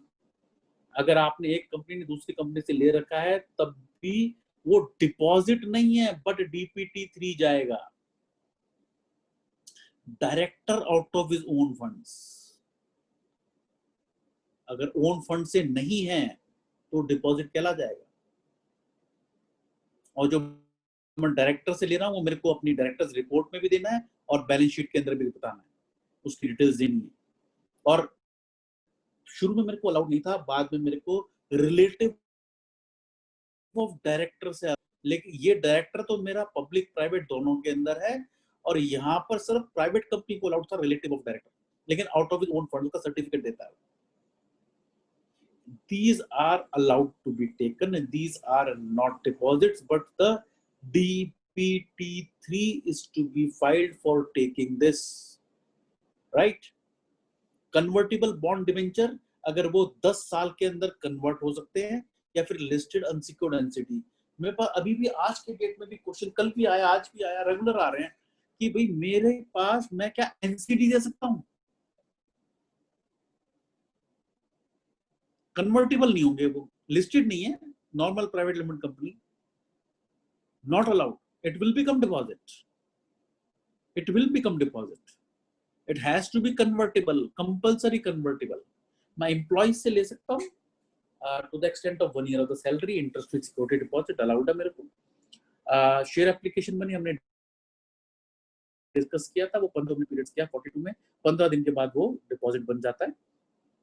Non interest bearing amount received and held interest, ये भी मेरा डिपॉजिट नहीं है। And main issue is my business admit exempted, कि मैंने गुड्स या सर्विसेज को सप्लाई करने के लिए एडवांस लिया, तो वो एडवांस मेरा 365 दिन के अंदर, नहीं तो मेरे को गुड्स या सर्विसेज रेंडर करनी है। अगर मैं ये नहीं करता हूं तो ये डिपॉजिट बन जाता है। और यहाँ पर role of auditors is very important. आप चेक कीजिएगा आपके क्लाइंट की कंपनीज में जो एडवांस आ रखा है फ्रॉम कस्टमर्स, तो किस चीज का है, किससे है। हो सकता है 2-3-4 साल पुराना हो, और 2-3-4 साल पुराना तो है किससे, पार्टी का नाम तो बताओ। आपका जो क्लाइंट है वो कर रहा है, मान लीजिए कि वो कर रहा है आपके जूते की मैन्युफैक्चरिंग, वो कह रहा है मेरा बिजनेस एडवांस आया हुआ है जी रियल एस्टेट वाले से, क्या सप्लाई करना है, तो ऑडिटर की जिम्मेवारी नहीं हो जाती कि he is allowing it to be treated as a business advance from customer. He has not questioned. So why the auditor will not be held responsible and not be called negligent? So supply of goods and services within 365 days is not a hallmark for every advance. In case it is for immovable property, तो उसमें 365 दिन ही है, then it has to be adjusted as per the agreement. और मान लीजिए अगर कोई security deposit है for performance of contract for supply of goods और प्रोविजन ऑफ सर्विस, वो सिक्योरिटी डिपॉजिट को भी कोई टाइम पीरियड नहीं है, कोई टाइम पीरियड नहीं है, but then you have to classify it accordingly, right, you have to classify it accordingly. या फिर मेरा वो long term project capital goods है, वहां पर भी 300, लेकिन इन सब केस के अंदर D3 जाएगा, यानी आपकी बैलेंस शीट साइड में, लायबिलिटी साइड में कोई पैसा आया हुआ है other than share capital and securities premium, और वो 31 मार्च को आउटस्टैंडिंग है, तो आपका DPT3 जाएगा।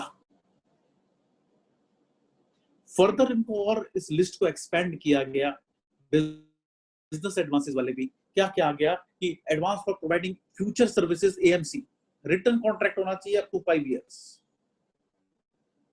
जो मेरे को सेक्टरल में अलाउ करेंगे, भी कोई अलाउ नहीं किया, पीरियड नहीं है, कोई 5 साल का ले लेता है, कोई 5 साल का, कोई 25 साल का एडवांस। अगर कंपनी के पास उस आइटम को डील करने की अप्रूवल या परमिशन नहीं है, या मिलनी थी नहीं मिली, तो वो डिपॉजिट है, 15 दिन के अंदर रिपेमेंट करना पड़ता है। ये मेरा चिट फंड एक्ट के अंदर जो है वो डिपॉजिट नहीं है, लेकिन डिटेल स्टार्टअप कंपनी है सर। स्टार्टअप कंपनी वो कंपनी होती है जो DIPPT के अंदर रजिस्टर्ड, वो ले सकती है 25 लाख रुपए या सिंगल ट्रांच और रिपेबल विद इन 5 years। उनको अलाउड है, वो किसी से भी ले सकते हैं, उनको शुरू में अलाउड कर दिया गया।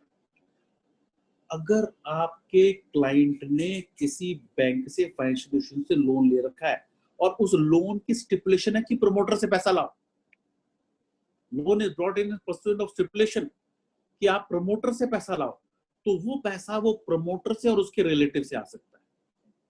अब प्रमोटर कौन होता है? कोई भी हो सकता है, जो आपने एनुअल रिटर्न में लिखा है वो प्रमोटर, जरूरी नहीं है वो शेयर होल्डर हो, जरूरी नहीं है कि वो डायरेक्टर। एक ही कंडीशन है कि जब ये बैंक का पैसा रिपे होगा तो आपको ये लोन भी रिपे करना पड़ेगा, राइट। फर्दर अगर आपका कोई सेबी की किसी स्कीम के अंदर आया हुआ पैसा, वो डिपॉजिट नहीं है, लेकिन हाँ DPT3 जाएगा। फिर आपका ये डोमेस्टिक वेंचर कैपिटल फंड और रियल एस्टेट ट्रस्ट, इन सब से पैसा आप ले सकते हैं, और वो डिपॉजिट नहीं होगा। पर डिपिक्शन आया था, यस, निधि कंपनी जो पैसा लेती है वो लेके जाएगा। कंपनी है वो अपने मेंबर से ले सकती है 200%, राइट। अब एक चीज हम ये देखें, हमने अभी बात की थी शेयर होल्डर्स की। शेयर होल्डर से पैसा ले सकते हैं बट DPT3 जाएगा। शेयर होल्डर्स की लिमिट क्या है? इसकी शुरू में अलाउड नहीं था, बाद में अलाउ किया, और फिर जब अलाउ किया, पहले शुरू में जो अलाउ किया था वो 10% था अलाउ, 10% तक दे सकते थे to the extend of share. फिर बाद में धीरे धीरे एक्सटेंड करते गए पोजीशन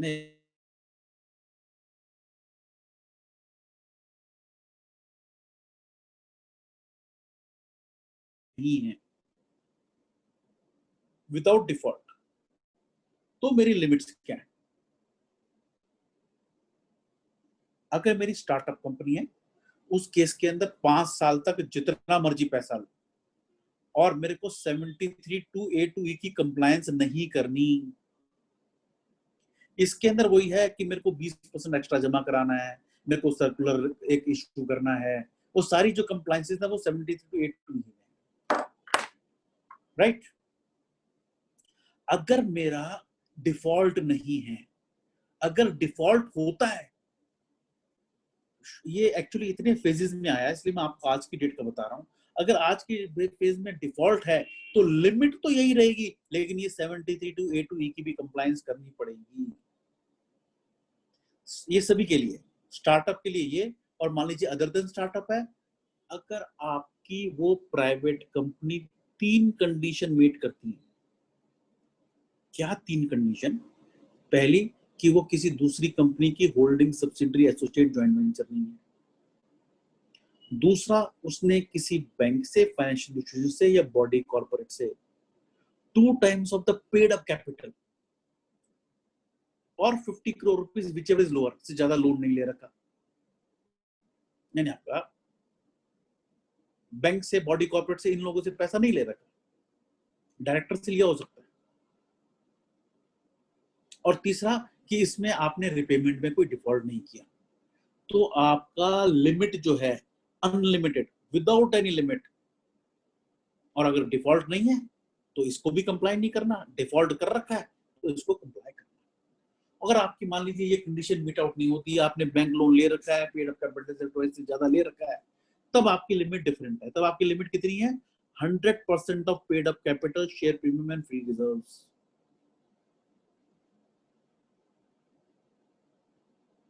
और पब्लिक कंपनीज के लिए, एक तो IFSC कंपनी हमने अभी डिस्कस किया, 100% of paid up capital, free reserve, और पब्लिक कंपनीज को तो 73(2) पूरा कंप्लाई करना ही करना है, इनके लिए कोई एक्सेप्शन नहीं है। और अगर मेरी एलिजिबल कंपनीज है, एलिजिबल कंपनीज वही जिनकी वो टर्नओवर और नेटवर्थ हमने स्टार्टिंग में डिस्कस की थी 100 करोड़ और 500 करोड़, उस केस के अंदर 10% of paid up capital, because they can borrow from the public also ना, पब्लिक से भी ले सकते हैं। और अदर देन एलिजिबल कंपनीज, उनकी लिमिट है 35% of paid up capital, share premium, right. और डिपॉजिट हमने अभी भी डिस्कस कर लिया कि अगर मेरा डिफॉल्ट होता है तब मेरे को 73(2) कंप्लाई करना पड़ेगा। ये चेंजेस आते रहे साथ साथ। अब अगर मैं DPT3 का पैरा 4 देखूं, जो कि पर्पस पूछता है, पर्पस ऑफ द फॉर्म 4 है इसके। फर्स्ट जो मेरे को एप्लीकेबल नहीं है, वन टाइम के लिए था। सेकंड है मेरा रिटर्न ऑफ डिपॉजिट। थर्ड है मेरा other than deposit, and fourth is मेरा इन दोनों का कॉम्बिनेशन, मेरा शेयर होल्डर से भी है और मेरा बैंक से भी है, तो मैं 4 भरूंगा। एज पर the company's acceptance of deposit rules, rule number 16, this form DPT3 is to be, the information is to certified by the auditor. But MC ने एक सर्कुलर दिया लास्ट ईयर ही, उन्होंने ये कहा कि ऑडिटर का सर्टिफिकेट आपको सिर्फ इसके लिए चाहिए, या तो आप ये फाइल कर रहे हो या ये फाइल कर रहे हो, ये कर रहे हो तो नहीं चाहिए। लेकिन उनका क्लैरिफिकेशन था, रूल कुछ और है। अब प्रैक्टिकली क्या हो रहा है? प्रैक्टिकली व्हाट इज हैपनिंग कि जब मैंने DPT3 लास्ट ईयर का फाइल किया तो वो स्ट्रेट थ्रू प्रोसेस के अंदर STP मोड में उसको एक्सेप्ट नहीं किया गया, और किसी किसी केस के अंदर अप्रूव कर दिया गया और किसी किसी केस के अंदर उन्होंने कहा नहीं ऑडिटर का सर्टिफिकेट लेके आओ, क्योंकि मेरे पास अभी बहुत क्वेश्चंस आ रहे हैं अपने सीए भाइयों के, सर वो सर्टिफिकेट मांग रहे हैं क्या करें। मैंने कहा आज की डेट में दो, यूडिन क्रिएट करो, फॉर्मेट ऑलरेडी इंस्टीट्यूट ने शेयर किया हुआ है, मैंने भी किया हुआ है, इंस्टीट्यूट ने भी किया हुआ है, जो आपको पसंद आएगा और सिमिलर है उस फॉर्मेट में अपना ऑडिटर का रिपोर्ट आप इशू करें, राइट। कुछ एक इश्यूज ले इसके अंदर, बड़े सिंपल से इश्यूज हैं। मान लीजिए कि बैंक का सीसी और ओडी बैलेंस की बात करते हैं। मान लीजिए आपके बुक्स के अंदर बैलेंस है 18 लाख और आपने बैंक स्टेटमेंट देखा तो 15 लाख, तो डीपीटी 3 में कितना भरेंगे? Of course the answer is 18 lakhs। लेकिन मेरा सिर्फ इतना कहना है, अगर ऑडिटर अपना सर्टिफिकेट देता है, जब भी वो मांगे दोनों मेंशन कर दें, ऑडिटर को अपना फैक्ट चेंज नहीं करना।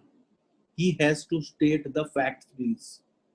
हम चाहे कोई भी ऑडिट करें, चाहे टैक्स ऑडिट करें, चाहे स्टैट्यूटरी ऑडिट करें, चाहे कोई सर्टिफिकेट दें, whatever is the fact you cannot deny that। मान लीजिए उसने एडवांस ले रखा है या डिपॉजिट ले रखा है अदर देन शेयर होल्डर्स, वो फैक्ट सामने किताबों में है, क्या वो आपको क्लाइंट मैनेजमेंट रिप्रेजेंटेशन में लिख के दे सकता है मैंने बाहर से नहीं लिया, जबकि उसकी बैलेंस शीट और बुक्स बोल रही हैं? जब क्लाइंट नहीं बोल सकता, ऑडिटर कैसे बोल सकता हाँ जी उसने नहीं ले रखा? प्लीज ऐसे केसेस के अंदर आप फैक्ट को ही रिपोर्ट करें। नहीं करने पे सिर्फ ऑडिटर को ही दिक्कत आएगी, उसी की नेग्लिजेंस आएगी, उसी के ऊपर सारी गाज गिरेगी। Please take care. Another issue, unsecured loan from director ले रखा है। मान लीजिए कि अप्रैल 12 में 10 लाख का लोन लिया था और अप्रैल 18 के अंदर 5 लाख वापस दे दिया और मार्च 20 के अंदर आपने इंटरेस्ट का प्रोवाइड किया 1 लाख का, तो किताबों में बैलेंस आ गया 6 लाख रुपए। डीपीटी 3 में क्या करेंगे? डीपीटी 3 में डायरेक्टर वाला भी जाएगा ना। ऑफ कोर्स बैलेंस शीट से मैच करने के लिए we should in DPT 3 write 6 lakhs और ऑडिटर सर्टिफिकेट दे तो उसमें लिख दे outstanding amount includes interest provided less TDS। Let us give pure facts because this amount is not received। deeming की बात सब अलग होती है। interest accrued is interest received, they may agree they may not agree, litigation में auditor क्यों जाए? auditor अपना fact पूरा दे। another case, मैंने डायरेक्टर के HUF से लोन ले लिया, क्या होगा इस केस में? How to disclose in DPT 3? One time not allowed, HUF से लोन लेना अलाउड नहीं है। बट हो सकता है किसी ने अप्रैल 14 से पहले ले रखा है। अगर ले रखा है तो उसको डायरेक्टर्स रिलेटिव दिखाइए। अप्रैल 14 के बाद से आप नहीं ले सकते प्लीज। एक ऑडिटर सर्टिफिकेट में आप क्लियर कट लिखते हैं HUF के डायरेक्टर से HUF ले रखा है, अप्रैल 14 से पहले का है, इंटरेस्ट प्रोवाइडेड है लेस TDS। ऑडिटर अपना फैक्ट में गलत नहीं देगा, क्लियर कट लिखेगा, right.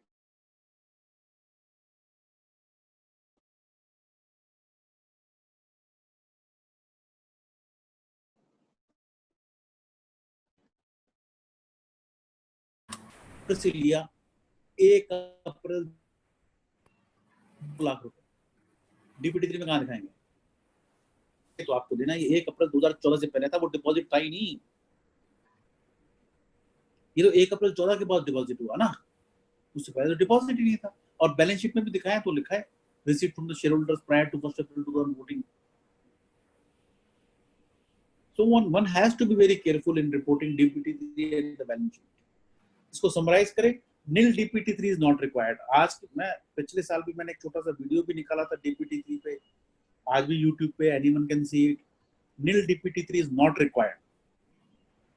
Every company has to file annual, one time छोड़ देते हैं, annual 30 जून तक करना है। Outstanding amount as on 31st March which are deposit or non deposits irrespective of the date of receipt आपने देना है।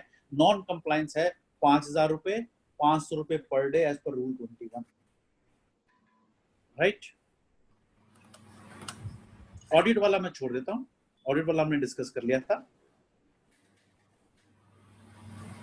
इंफॉर्मेशन जो इसमें जाने की बात है, आप मार्च 20 की देंगे और ऑडिट लेटेस्ट ऑडिट फाइनेंशियल तो आपके मार्च 19 की है, तो उसकी नेटवर्थ उसके हिसाब से देंगे, राइट।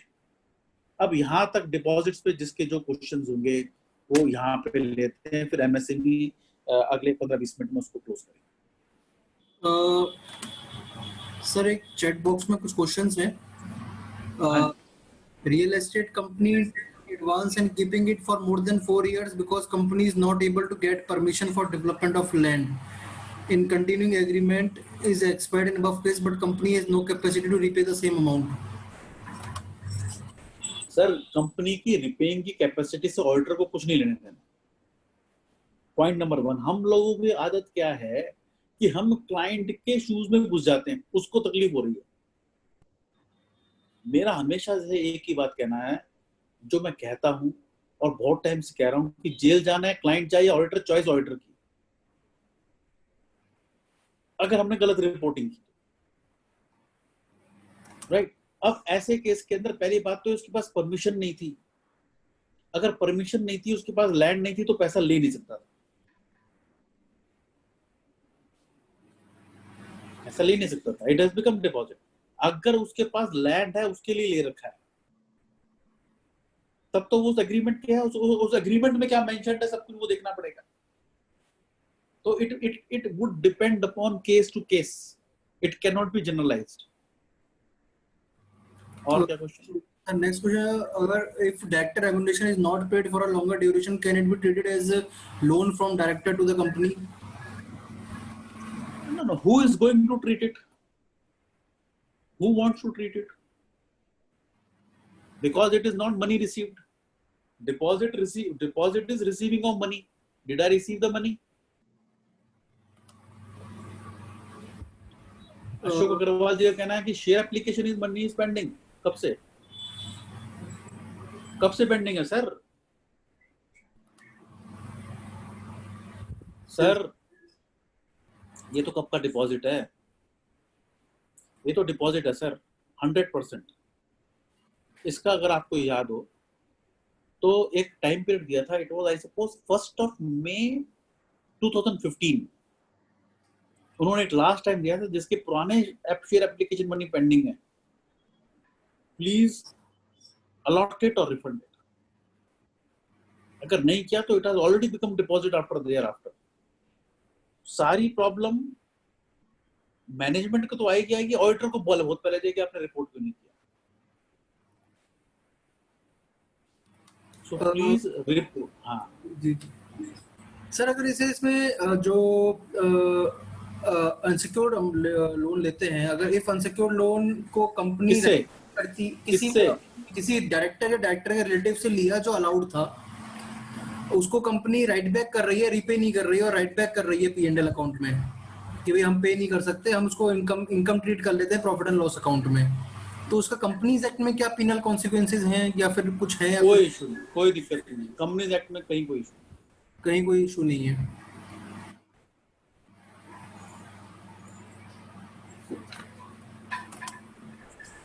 अग्रवाल साहब, अशोक अग्रवाल जी, जरा प्लीज टेक केयर। क्लाइंट को तो प्रॉब्लम है ही, हो सकता है कि उनको शेयर एप्लीकेंट ढूंढना मुश्किल हो ऐसे केसेस में। I am very frank. तो please take care. The issue is both on the company and the auditor. Please आंख मीच के बैलेंस शीटें साइन ना करें। जब भी दिक्कत आएगी, हमको ऑडिटर को दिक्कत तभी आती है जब क्लाइंट को आती है। अगर हमको नहीं आ रही तो हम सोच रहे सब कुछ बढ़िया चल रहा है, ऐसा नहीं है। वक्त खराब आता है तो दिक्कत हो जाती है। तो please take care and report accordingly at least, right. कोई और क्वेश्चन? सर और क्वेश्चन तो नहीं है इसमें। पहले DPT 3 के ऊपर एक क्वेश्चन है अभिनव जी का। Director have taken a loan for purchase of machinery from financial company. Company have introduced machine and loan both in books. Whether DPT is required and what is the liability of auditor in this case? नहीं, मैं question नहीं समझा कि director ने loan लिया। Director ने loan लिया for purchase of machinery from financial company से लोन लिया है एंड कंपनी हैव इंट्रोड्यूस्ड। तो डायरेक्टर का लोन है ना वो। तो सर यही एक इशू है। अगर अभिनव जी खुद इसको क्वेश्चन को ले बता सकते हो कि उसमें ये कह रहे हैं कि कंपनी ने ज्यादा बेटर रहेगा। डायरेक्टर के लोन को भी बुक्स में एंटर करा है, तो ऐसा क्यों किया है? नहीं नहीं, वो तो जनरल एंट्री से वो उन्होंने मशीनरी ले ली, और लोन भी डायरेक्टर के नाम से ही है, कंपनी के नाम से है ही नहीं लोन। कंपनी के नाम से लोन है ही नहीं, तो फिर सही बात तो है। एक तरह से डायरेक्टर ने लोन लेके कंपनी को दिया, तो वो तो अलाउड ही नहीं है, वो तो मेरा डिपॉजिट हो गया। ये बैंकर्स को आइडिया नहीं है, वो ऐसे कर देते हैं, बट द प्रॉब्लम इज, और जो कंपनी ने इसकी बुक्स में जनरल एंट्री की उनको भी दिक्कत है, ये रिपोर्ट करना पड़ जाएगा, दिस बिकम द डिपॉजिट। हालांकि मनी नहीं आया इसमें, बट प्रॉब्लम ऑडिटर के लिए भी आ जाएगी और कंपनी के लिए भी आ जाएगी, unnecessary complicated the things. Sir इसके अलावा भी और कोई क्वेश्चन अभी नहीं है हमारे पास इसमें। ठीक है, आगे चलते हैं।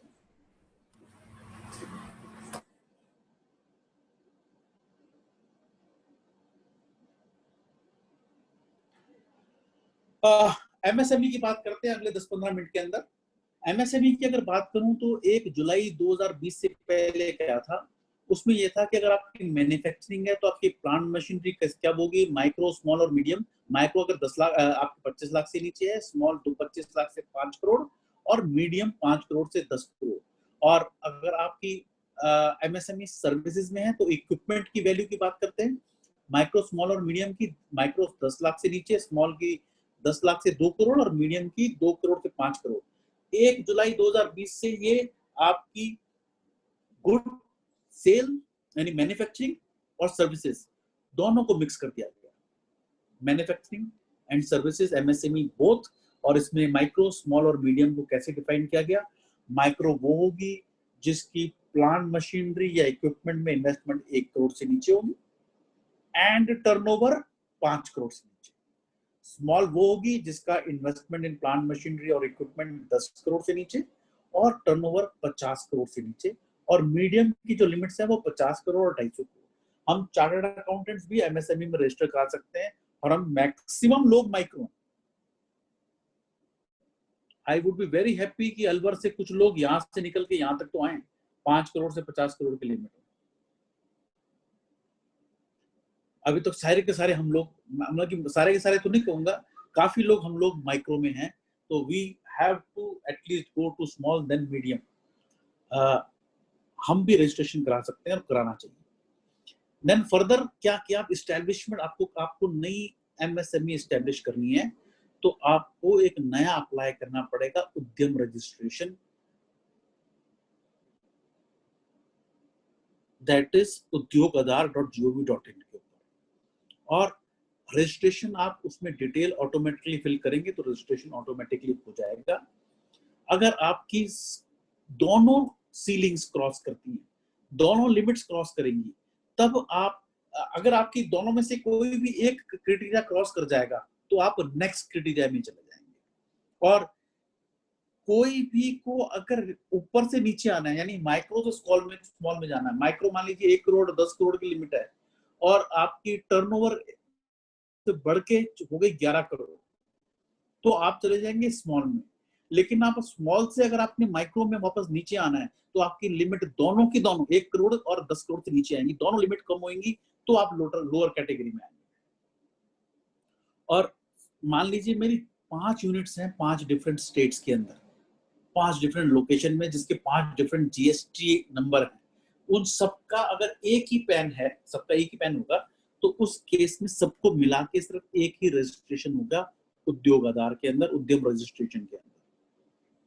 इन्वेस्टमेंट जो मेरे को कैलकुलेट करनी है 1 करोड़ की या 10 करोड़ की, तो कैलकुलेशन मेरे लिंक होगी ITR of the previous year.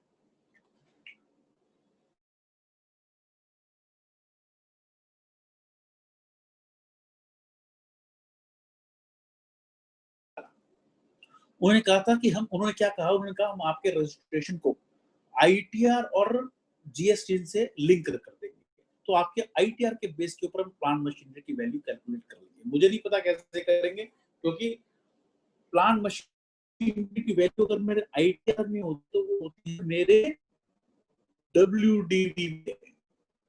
It is on WDV, not on gross cost. WDV ले रहे, जबकि as per MSME India act तो होना चाहिए ये ग्रॉस के ऊपर। वो कहते हैं अगर आपका न्यू एंटरप्राइज है तो आपने जो सेल्फ डिक्लेरेशन करना है हम उस पर मान लेंगे, लेकिन वो सिर्फ पहले साल तक का है, जिस साल तक आपकी आईटीआर फाइल नहीं हुई, उस 31 मार्च तक के। मान लीजिए आपने अभी फाइल किया तो इस साल आपने अगर नया रजिस्ट्रेशन लिया तो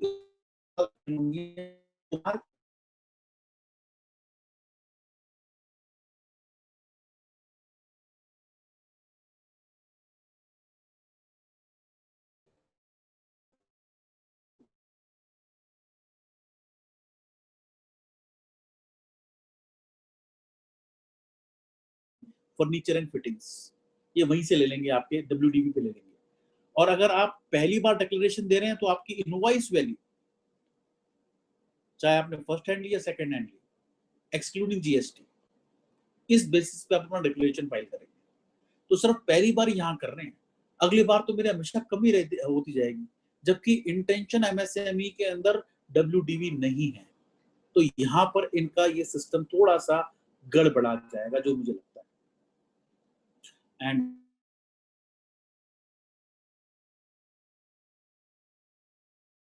इंडस्ट्रियल सेफ्टी डिवाइसेस ये कैसे निकालेंगे आईटीआर से? आईटीआर से कैसे निकाल लेंगे? I don't know, they must be having some system for me. I am putting everything in the block of asset. Block तो मैंने प्लांट मशीनरी में डाल दिया तो डाल दिया, how can they take it out? I really don't know. Turnover जो calculate करेंगे उसके अंदर एक्सपोर्ट्स को एक्सक्लूड कर दिया जाएगा। अब ये भी मुझे नहीं पता, आईटीआर में एक्सपोर्ट सेपरेट तो होता नहीं, कैसे एक्सक्लूड करेंगे, but yes information as regard turnover and exports would be आपकी जीएसटी से निकाल लेंगे, राइट? सॉरी, वो आईटी एक्ट और जीएसटी और सीएसटी एक्ट। अब मेरे को एक ये बताएं, हम चार्टर्ड अकाउंटेंट्स हैं, राइट? हम जीएसटी में तो अप्रूव बेसिस पे चल रहे हैं, इनकम टैक्स के अंदर कैश बेसिस पे, दोनों में हमेशा डिफरेंस रहेगा, तो सिस्टम गड़बड़ा जाएगा। वो हर बार सोचेगा पता नहीं क्या कहानी। हालांकि हमने हमेशा माइक्रो ही रहना, तो इशू नहीं है हमेशा। Sorry, I am using the wrong words, I take my words back. Maximum हम माइक्रो में, लेकिन अगर सेकंड कैटेगरी में, मीडियम में भी, स्मॉल में भी आते हैं, तब भी हमारा लिमिट तो वही रहेगा, बट हाँ डिफरेंस हमेशा रहेगा। Turnover related figures of such enterprises shall not have, who do not have PAN, would be considered on self declaration basis up to 31st March 21। उसके बाद पैन और जीएसटी के बेस के ऊपर ही होगा। रजिस्ट्रेशन कैसे कराना है आपको? कोई रजिस्ट्रेशन फीस नहीं है, लेकिन आपने क्लाइंट का काम करा रहे हैं तो अपनी प्रोफेशनल फीस जरूर लेनी है। एनीवेयर जो आपको ठीक लगे, 1500, 2000, 2500, 5000, जो आपको ठीक लगे, जितना काम लगे उसके हिसाब से कीजिएगा। आधार की रिक्वायरमेंट है इसके अंदर, और आधार कब देना है, किसका देना है? प्रोप्राइटरशिप है तो प्रोप्राइटर का, पार्टनरशिप है तो मैनेजिंग पार्टनर का, एचयूएफ है तो कर्ता का, कंपनी एलएलपी है, ट्रस्ट है, सोसाइटी है, तो जो ऑथराइज सिग्नेटरी है उसका आधार नंबर और पैन और जीएसटी देना। जीएसटी इन दो कंपनी का ही जाएगा। एक पैन के बेस के ऊपर एक ही उद्यम रजिस्ट्रेशन होगा, एक से ज्यादा नहीं होगा।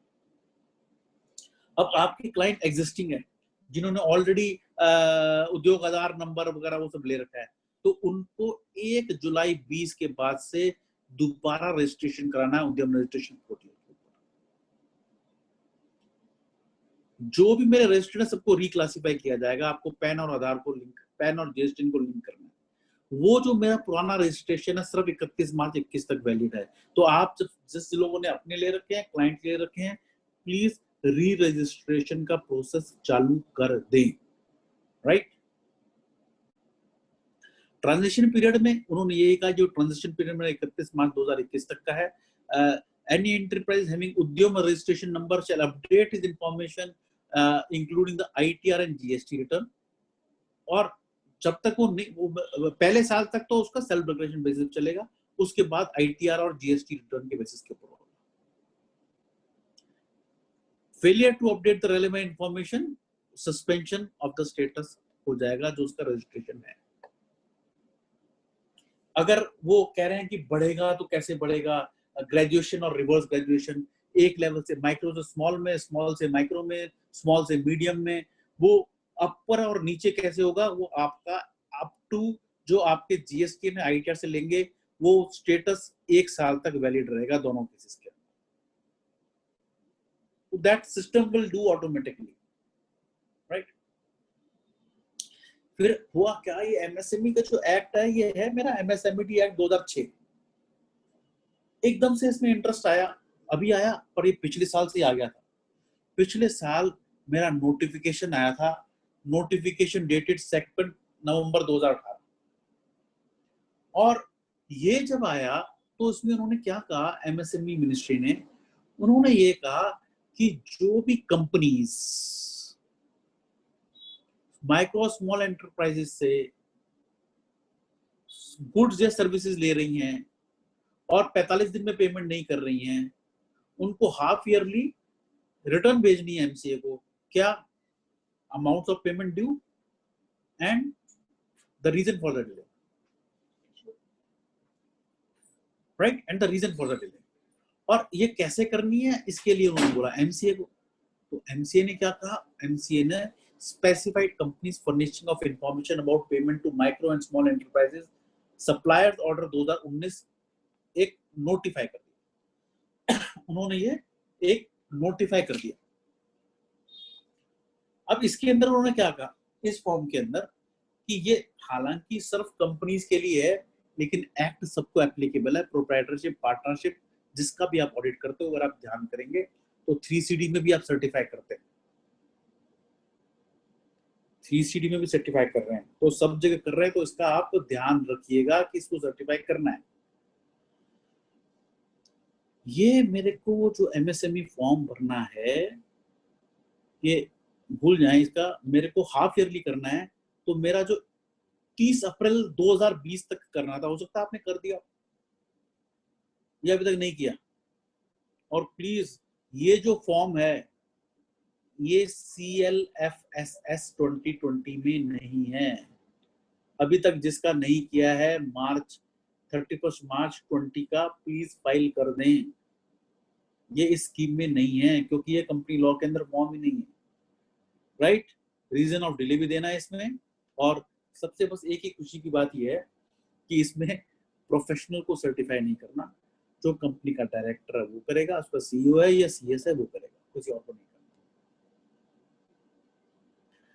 अब ये फॉर्म किसको फाइल करना है कंपनीज के अंदर, ये बेसिकली उसको करना है जिसके पास ये रजिस्ट्रेशन, एक तो अमाउंट ड्यू और रजिस्ट्रेशन, वरना मुझे पता कैसे लगेगा, मुझे पता कैसे लगेगा कि मेरा जो जिससे मैं गुड्स ले रहा हूँ, सर्विस ले रहा हूँ, एमएसएमई है या नहीं है, माइक्रो या स्मॉल है या नहीं।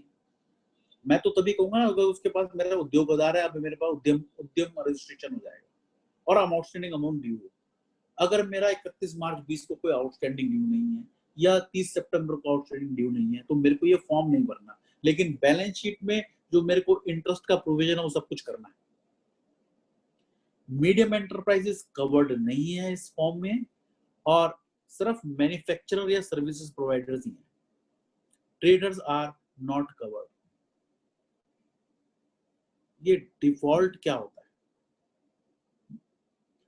डिफॉल्ट तब होता है अगर मैंने पेमेंट नहीं दी। किस चीज की, अगर मेरा कोई रिटर्न एग्रीमेंट है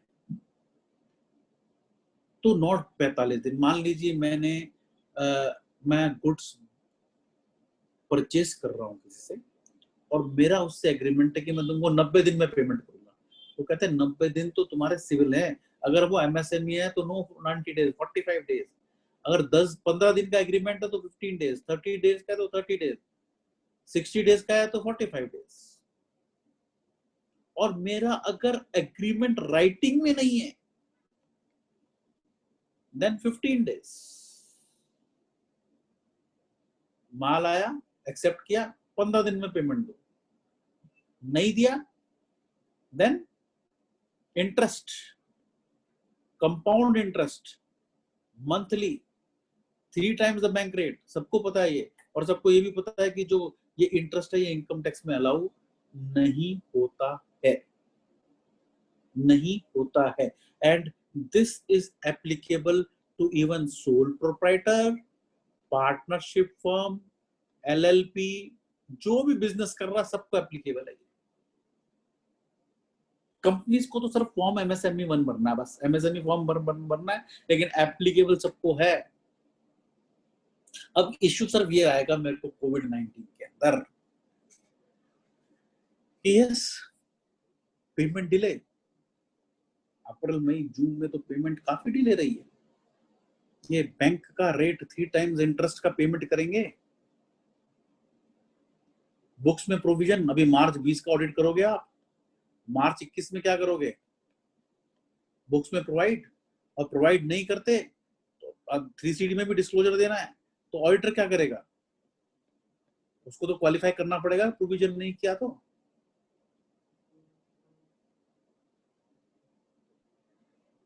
दिस कोविड पीरियड, और एमएसएमई जिसने नहीं किया प्लीज कर दें। So these questions will take a huge toll while we are doing the audit, and to the entities who are taking the goods or rendering the services or taking the services of the micro and small enterprises who are registered under the MSMED Act 2006. आज की date में भी उस act में कोई change नहीं है, सिर्फ नोटिफिकेशन जो कि लिमिट देता था उस नोटिफिकेशन में चेंज किया। Before we take the questions, सबको एक बार बस दोबारा बता दूं, काफी लोगों को अलवर में पता है, ये हमारा एक पोर्टल है expertspanel.in, एस है expertspanel.in, इसका मोबाइल ऐप भी है एक्सपर्ट्स पैनल के नाम से। यहाँ से आप फ्री साइन अप कर सकते हैं। जब फ्री साइन अप करेंगे तो आपको एक ईमेल आएगा, ईमेल में आपने उस लिंक को क्लिक करना है तो आपका ईमेल वेरीफाई हो जाएगा। उसके बाद यहाँ से आप किसी भी सब्जेक्ट पे क्वेश्चन पूछ सकते हैं, GST, income tax, corporate laws, audit, bank, international tax, बहुत सारे। उसके ऊपर आप जब यहाँ क्वेश्चन पे क्लिक करेंगे तो आपको आंसर आ जाएंगे, और अभी तक 20,000 से ऊपर आंसर्स ऑलरेडी आ चुके हैं by more than 100 experts throughout the country. और बहुत सारे एक्सपर्ट्स के आर्टिकल्स हैं, प्रेजेंटेशंस हैं, वीडियोस हैं, आप यहाँ पे देख सकते हैं। सारे सब्जेक्ट वाइज नोटिफिकेशन भी आपको मिलेंगे, एनीवन कैन यूज दिस। और ये presentation it would be available on this website also. और एक फ्री मोबाइल ऐप है, लुनावत है, इसके ऊपर भी आप कभी भी डाउनलोड कर सकते हैं। रेडी टू यूज चार्ट्स हैं कि किससे टैक्स फ्री कीट ले सकता हूँ, दादा, चाचा, मामा, नाना, वो सब कुछ, और 2007 से सारे अपडेट्स हैं। ये दोनों फ्री है, एक्सपर्ट्स पैनल भी, लुनावत, राइट। अब आपके कोई भी क्वेश्चंस हो तो अपन ले लें। Thank you very much sir. Questions के लिए हम चलते हैं, नीचे चालू करते हैं। अभिनव जी का क्वेश्चन है, if assessee not having details of, Abhinav ji अगर आप सर लाइन पे हैं तो आप मैं आपको अनम्यूट कर देता हूँ, वो ज्यादा बढ़िया रहेगा।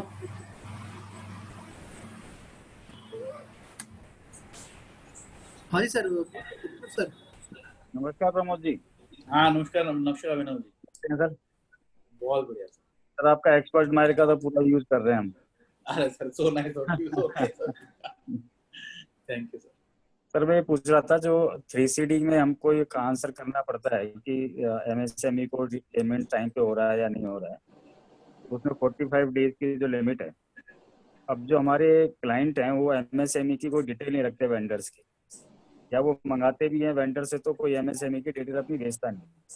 तो ऐसे केस में इंटरेस्ट के प्रोविजन हमको बुक में हमको बनवाने पड़ेंगे सर? पहली बात तो आप ये देखो, आप क्या उनसे मैनेजमेंट रिप्रेजेंटेशन लेते हैं? जी सर, मैनेजमेंट रिप्रेजेंटेशन लेते हैं। उसमें वो क्या लिखते हैं कि मेरे पास कोई भी रजिस्टर्ड नहीं है एमएसएमई में, या मेरे पास डिटेल ही नहीं है? हम उससे ऑडिट में भी लेते हैं, ये रिप्रेजेंटेशन आती है क्या कि उसके पास एमएसएमई की रिपोर्ट अवेलेबल नहीं है वेंडर। जब उसके पास आपका अवेलेबल नहीं है तो आप भी क्या रिपोर्ट कर सकते हो? मैं वही कह रहा हूँ सर, सारी लायबिलिटी उसकी। अगर मान लीजिए लेकिन किसी ने डायरेक्टली आपको लिख दिया, क्लाइंट ने, मैंने आजकल केसेस देखे हैं, हाँ क्लाइंट ने नहीं, मान लीजिए क्लाइंट के वेंडर ने कि हाँ वेंडर ने आपको डायरेक्ट लिख दिया, मैं रजिस्टर्ड हूँ एमएसएमई, ये मेरा प्रूफ है, ये मेरा पेमेंट, आप इंटरेस्ट का प्रोविजन करो जी, तो जिम्मेवारी आपकी आ गई। सर लेकिन हमारे यहाँ जो हम केसेस करते हैं और देखते हैं ऑडिट में, हमारे यहाँ तो कंफर्मेशन लेने का कोई सिस्टम है नहीं कि हम डेटर से या राइटर से क्लाइंट की कोई कंफर्मेशन ले रहे हैं। तो फिर तो आप रिपोर्ट क्वालिफाई करते होंगे ना कि मेरा SA 505 एक्सटर्नल कंफर्मेशन जो है वो कंप्लाई नहीं। हाँ बिल्कुल, हम उसको क्वालिफाई करते हैं कि सिंडिक राइटर्स और डेटर्स की कंफर्मेशन हमको नहीं मिली। नहीं, कंफर्मेशन मिली नहीं है सर। SA 505 एक्सटर्नल कंफर्मेशन आपने की कि नहीं की? एक्सटर्नल कंफर्मेशन हम लेंगे तो आप क्यों नहीं ले रहे? आपको किया नहीं? सर क्लाइंट से ये एक्सरसाइज करना बड़ा मुश्किल है कि उससे एक एक के एड्रेस लिए जाए और उनको फिर लेटर भेजे। क्या क्लाइंट ने आपको मना किया? नहीं, मना नहीं किया सर, लेकिन हमने उनसे पूछा भी नहीं। तो आपकी जिम्मेवारी हो गई जी। दो प्रॉब्लम। पहली है कि मैंने नहीं पूछी, तो नेग्लिजेंस किसका हुआ? ऑडिटर का। बिल्कुल। ऑडिटर ने पूछा और क्लाइंट ने अलाउ नहीं किया, तो ऑडिटर की तो क्लाइंट की रिस्पॉन्सिबिलिटी। और आपने अपनी रिपोर्टिंग में क्या लिखा कि we have asked and he has not done it, तब आप बचते हो, वरना नहीं बचते हो। ऑडिटर कब बचता है? तो मैंने उसको बोला एक्सटर्नल कंफर्मेशन करा दे और उसने मना कर दिया। जी। अगर मैंने ही नहीं बोला फिर मैं कैसे बचूंगा? सर सब्जेक्ट टू कंफर्मेशन लिखते हैं ना उसमें ऑडिट रिपोर्ट में। अच्छा, ऑडिट रिपोर्ट में कहाँ लिखते हो subject to confirmation? Notes on accounts में लिख देते हैं। नोट्स तो अकाउंट नोट में ऑन अकाउंट में लिखते हैं ना सर। बहुत सारे मतलब हमने वो निकाल रखे मतलब हैं बाईलॉ। नहीं, मतलब कि ये है, हम ये कह रहे हैं कि मेरे डेटर्स हैं 5 करोड़ के और क्रेडिटर्स हैं 4 करोड़ के, दोनों सब्जेक्ट टू कंफर्मेशन क्लाइंट कह रहा है। और नोट टू अकाउंट किसका होता है? क्लाइंट का, है ना? क्लाइंट का। क्लाइंट कह रहा है वो 5 करोड़ है, सब्जेक्ट टू कंफर्मेशन हो सकता है 1 लाख ही हो सकता है 1 लाख हो। आप, मैं तो कह रहा हूँ 5 करोड़ पर, मैं खुद कह रहा हूँ कंफर्म नहीं है, हो सकता है 1 लाख हो। और ऑडिटर कह रहा है नहीं, बिल्कुल सब कुछ करेक्ट है, ट्रू एंड फेयर। तो who is right? Sir audit report subject to notes account है। सब्जेक्ट टू पास, फिर वो मेरी ट्रू एंड फेयर कैसे हुई? क्लाइंट कहता है मुझे नहीं पता डेटर से कितने पैसे आएंगे, 5 करोड़ है, हो सकता है 1 लाख ही आए। ऑडिटर कहता है नहीं 5 करोड़ है, ट्रू एंड फेयर। ये कैसे हो सकता है? सर ये तो सब दो तीन ऑडिट रिपोर्ट भी नहीं बन सकती अगर हम कंफर्मेशन में लग जाएंगे तो। दोनों जब तक अरे सारे एक देखिए प्रोप्राइटरशिप फर्म में है और जो ऑडिट है 40-40, 50-50 ऑडिट है, कहाँ से निपटेगी सर? सर आपको ये पता है कि कंफर्मेशन कब लेनी होती है? साल के किसी भी दिन में ले सकते हो आप। 31 मार्च में लेना, ये कहाँ लिखा है? हाँ, ये बात सही में करो, जनवरी में करो, फरवरी में करो। ठीक है, ये ध्यान रखेंगे सर आपके।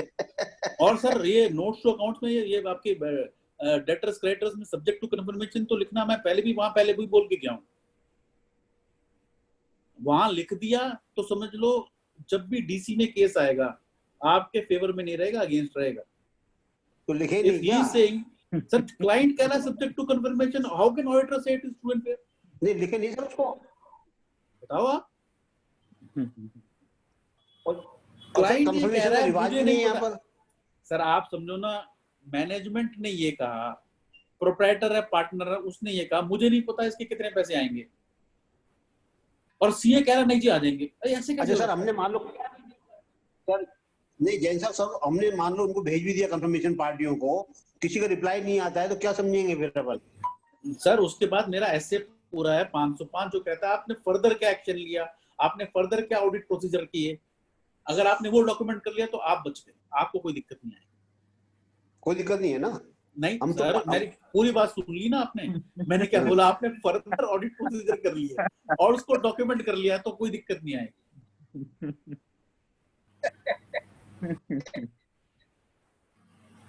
प्रमोद जी इसका तो सर एक्चुअली स्मार्ट सिटीज में प्रमोद जी बताएंगे इसका क्या तरीका हो सकता है बेस्ट? मैं तो भाई बताया आप तो बताओ कि मिनिमम रिक्वायरमेंट में कैसे काम चलाते हैं हम। सर मिनिमम जब तक रिक्वायरमेंट रखोगे मिनिमम फीस ही मिलेगी। Point number 1 sir, point number 1 आप देखो, हम आपको अपने आप को बचाना ही है ना।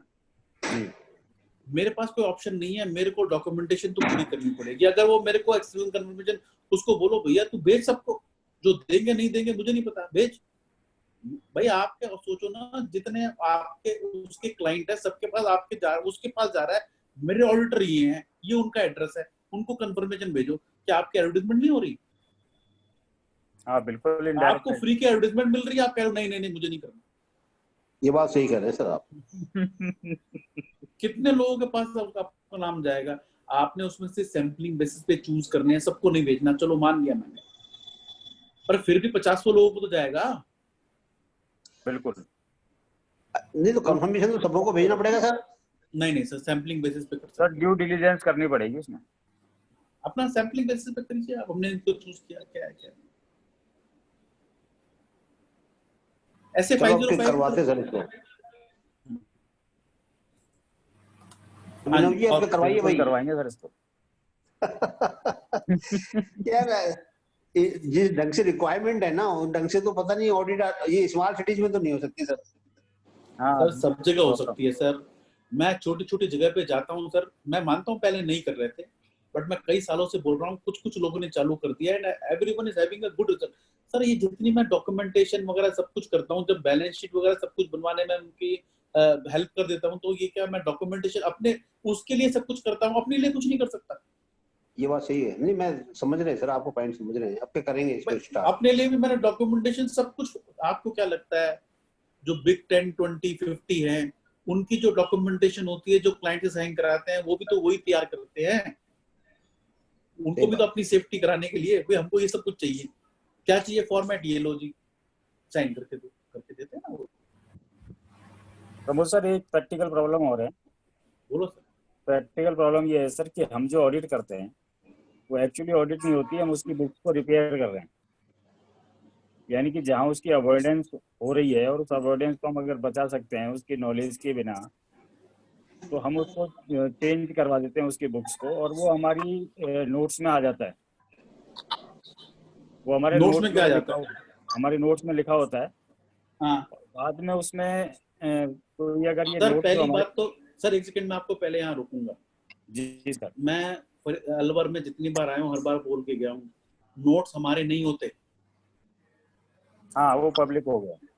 पब्लिक नहीं सर, वो मैनेजमेंट के होते हैं। मैनेजमेंट के होते हैं, सही बात है। तो हमने नोट्स में लिख दिया, मतलब मैं सर, आप विश्वास करेंगे, मैं एफआरआरबी में इंस्टीट्यूट में था, तो मैंने एक लिस्टेड कंपनी के अंदर नोट्स के अंदर लिखा हुआ देखा, विच इज रॉन्ग। तो उनको आप सोचो कि वहां से इंस्टीट्यूट से जो प्रॉपर प्रोसीजर डीसीवीसी का होता है, सब कुछ होता है, तो उसके अंदर वहां ये उन्होंने लिखा कि ये लॉ, ये चीज हमारे फैक्ट ऐसे हैं, to which the auditor has agreed. अरे नोट्स में कैसे लिख सकते हो ऑडिटर हैज एग्रीड? और जहां पर भी नोट्स में आता है कि debtors creditors loans and advances are subject to confirmation, वहां तो समझ लो गया केस। आप कह रहे सब कुछ ही कंफर्मेशन है, तो कहते फिर ऑडिटर कैसे कह सकता है ट्रू एंड फेयर? सर हमारी ऑडिट फाइल के जो डॉक्यूमेंट होते हैं उनमें जो हमारा स्टाफ ऑडिट करता है उसने वहाँ कुछ गलतियां निकाली हुई हैं, उसको हम ठीक करवा देते हैं।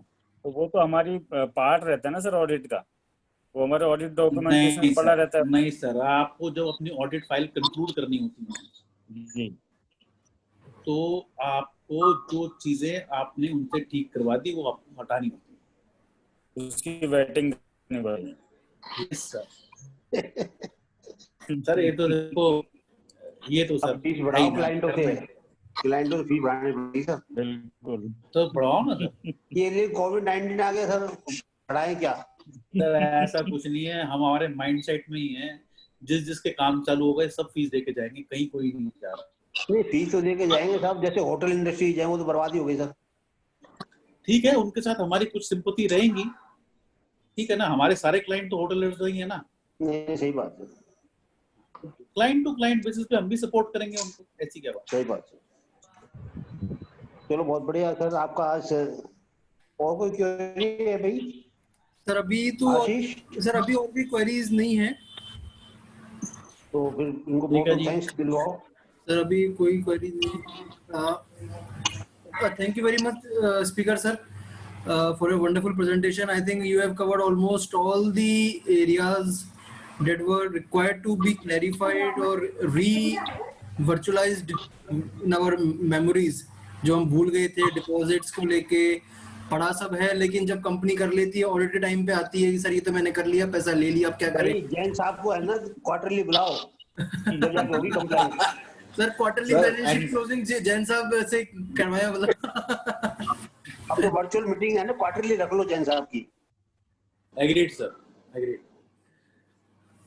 तो आपने और भी ऐसे जो CLFSS है, LLPSS है, MSME है, डिपॉजिट्स है, सबको एक बहुत ही अच्छे से और काफी अच्छे से बता दिया। जैसे आपने बताया कि जो हम ये DPT3 फाइल करेंगे, अब जो लेट फाइल करेंगे उसका हमें CLFSS का भी ध्यान रखना है, वो भी फाइल हो कि हमारी इम्यूनिटी बनी रहे, उससे कहीं उसकी पेनल्टी नहीं आ जाए। तो और प्लस जो आपने per day penalty plus per day हम फाइन की माइंड में रखते हैं कि पर डे फाइन है, और कल को जो पेनल्टी का नोटिस आने की एक एक्सपेक्टेशन आपने एक बता दी, तो उसको ध्यान में रखते हुए जो हम लोग जो भी हम एडवाइस करेंगे उसमें वो चीज़ों का भी ध्यान बिल्कुल रखेंगे। जो हमने अभी एंडिंग में जो भी बातें करी कि नोट्स ऑन अकाउंट्स जो है वो एक्चुअली होते मैनेजमेंट के, बनाता CA है, तो वहां पे हम बनाते हैं उस नोट्स ऑन अकाउंट्स को from the perspective of auditor ही है वो मैनेजमेंट के, लेकिन हम बनाते ऐसे हैं कि ऑडिटर बना रहा है, लीगली वो है मैनेजमेंट के। तो इसलिए हमको उन चीजों का उस हिसाब से देखना पड़ता है कि नोट्स ऑन अकाउंट मैनेजमेंट के पॉइंट ऑफ व्यू से हम बनाए, ना कि ऑडिटर के पॉइंट ऑफ व्यू से। तो उनको ध्यान में रखेंगे तो नेचुरली हमारे वो पॉइंट ऑडिट रिपोर्ट में रिफ्लेक्ट करेंगे, उनकी जो भी डेफिशिएंसीज होंगी।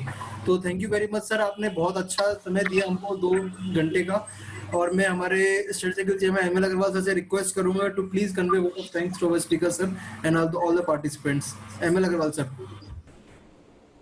Hello ML Agarwal sir.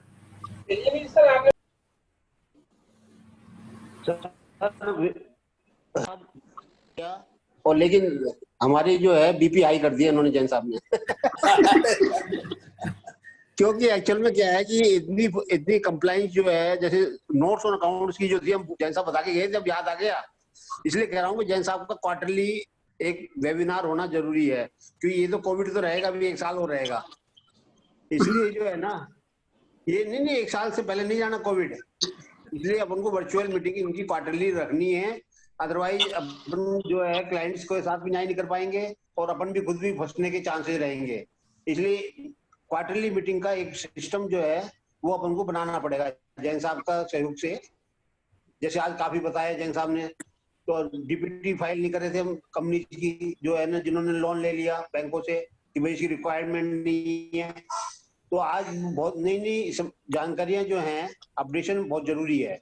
Jain साहब तो खैर खुद ही मास्टरपीस आदमी है और प्रोफेशन के लिए एकदम समर्पित हैं, तो मैं जैन साहब को बहुत बहुत धन्यवाद देता हूं कि इन्होंने जो है बहुत ही अच्छे तरीके से 2 घंटे में हमको बहुत बढ़िया दे दिया ओवरव्यू जो है।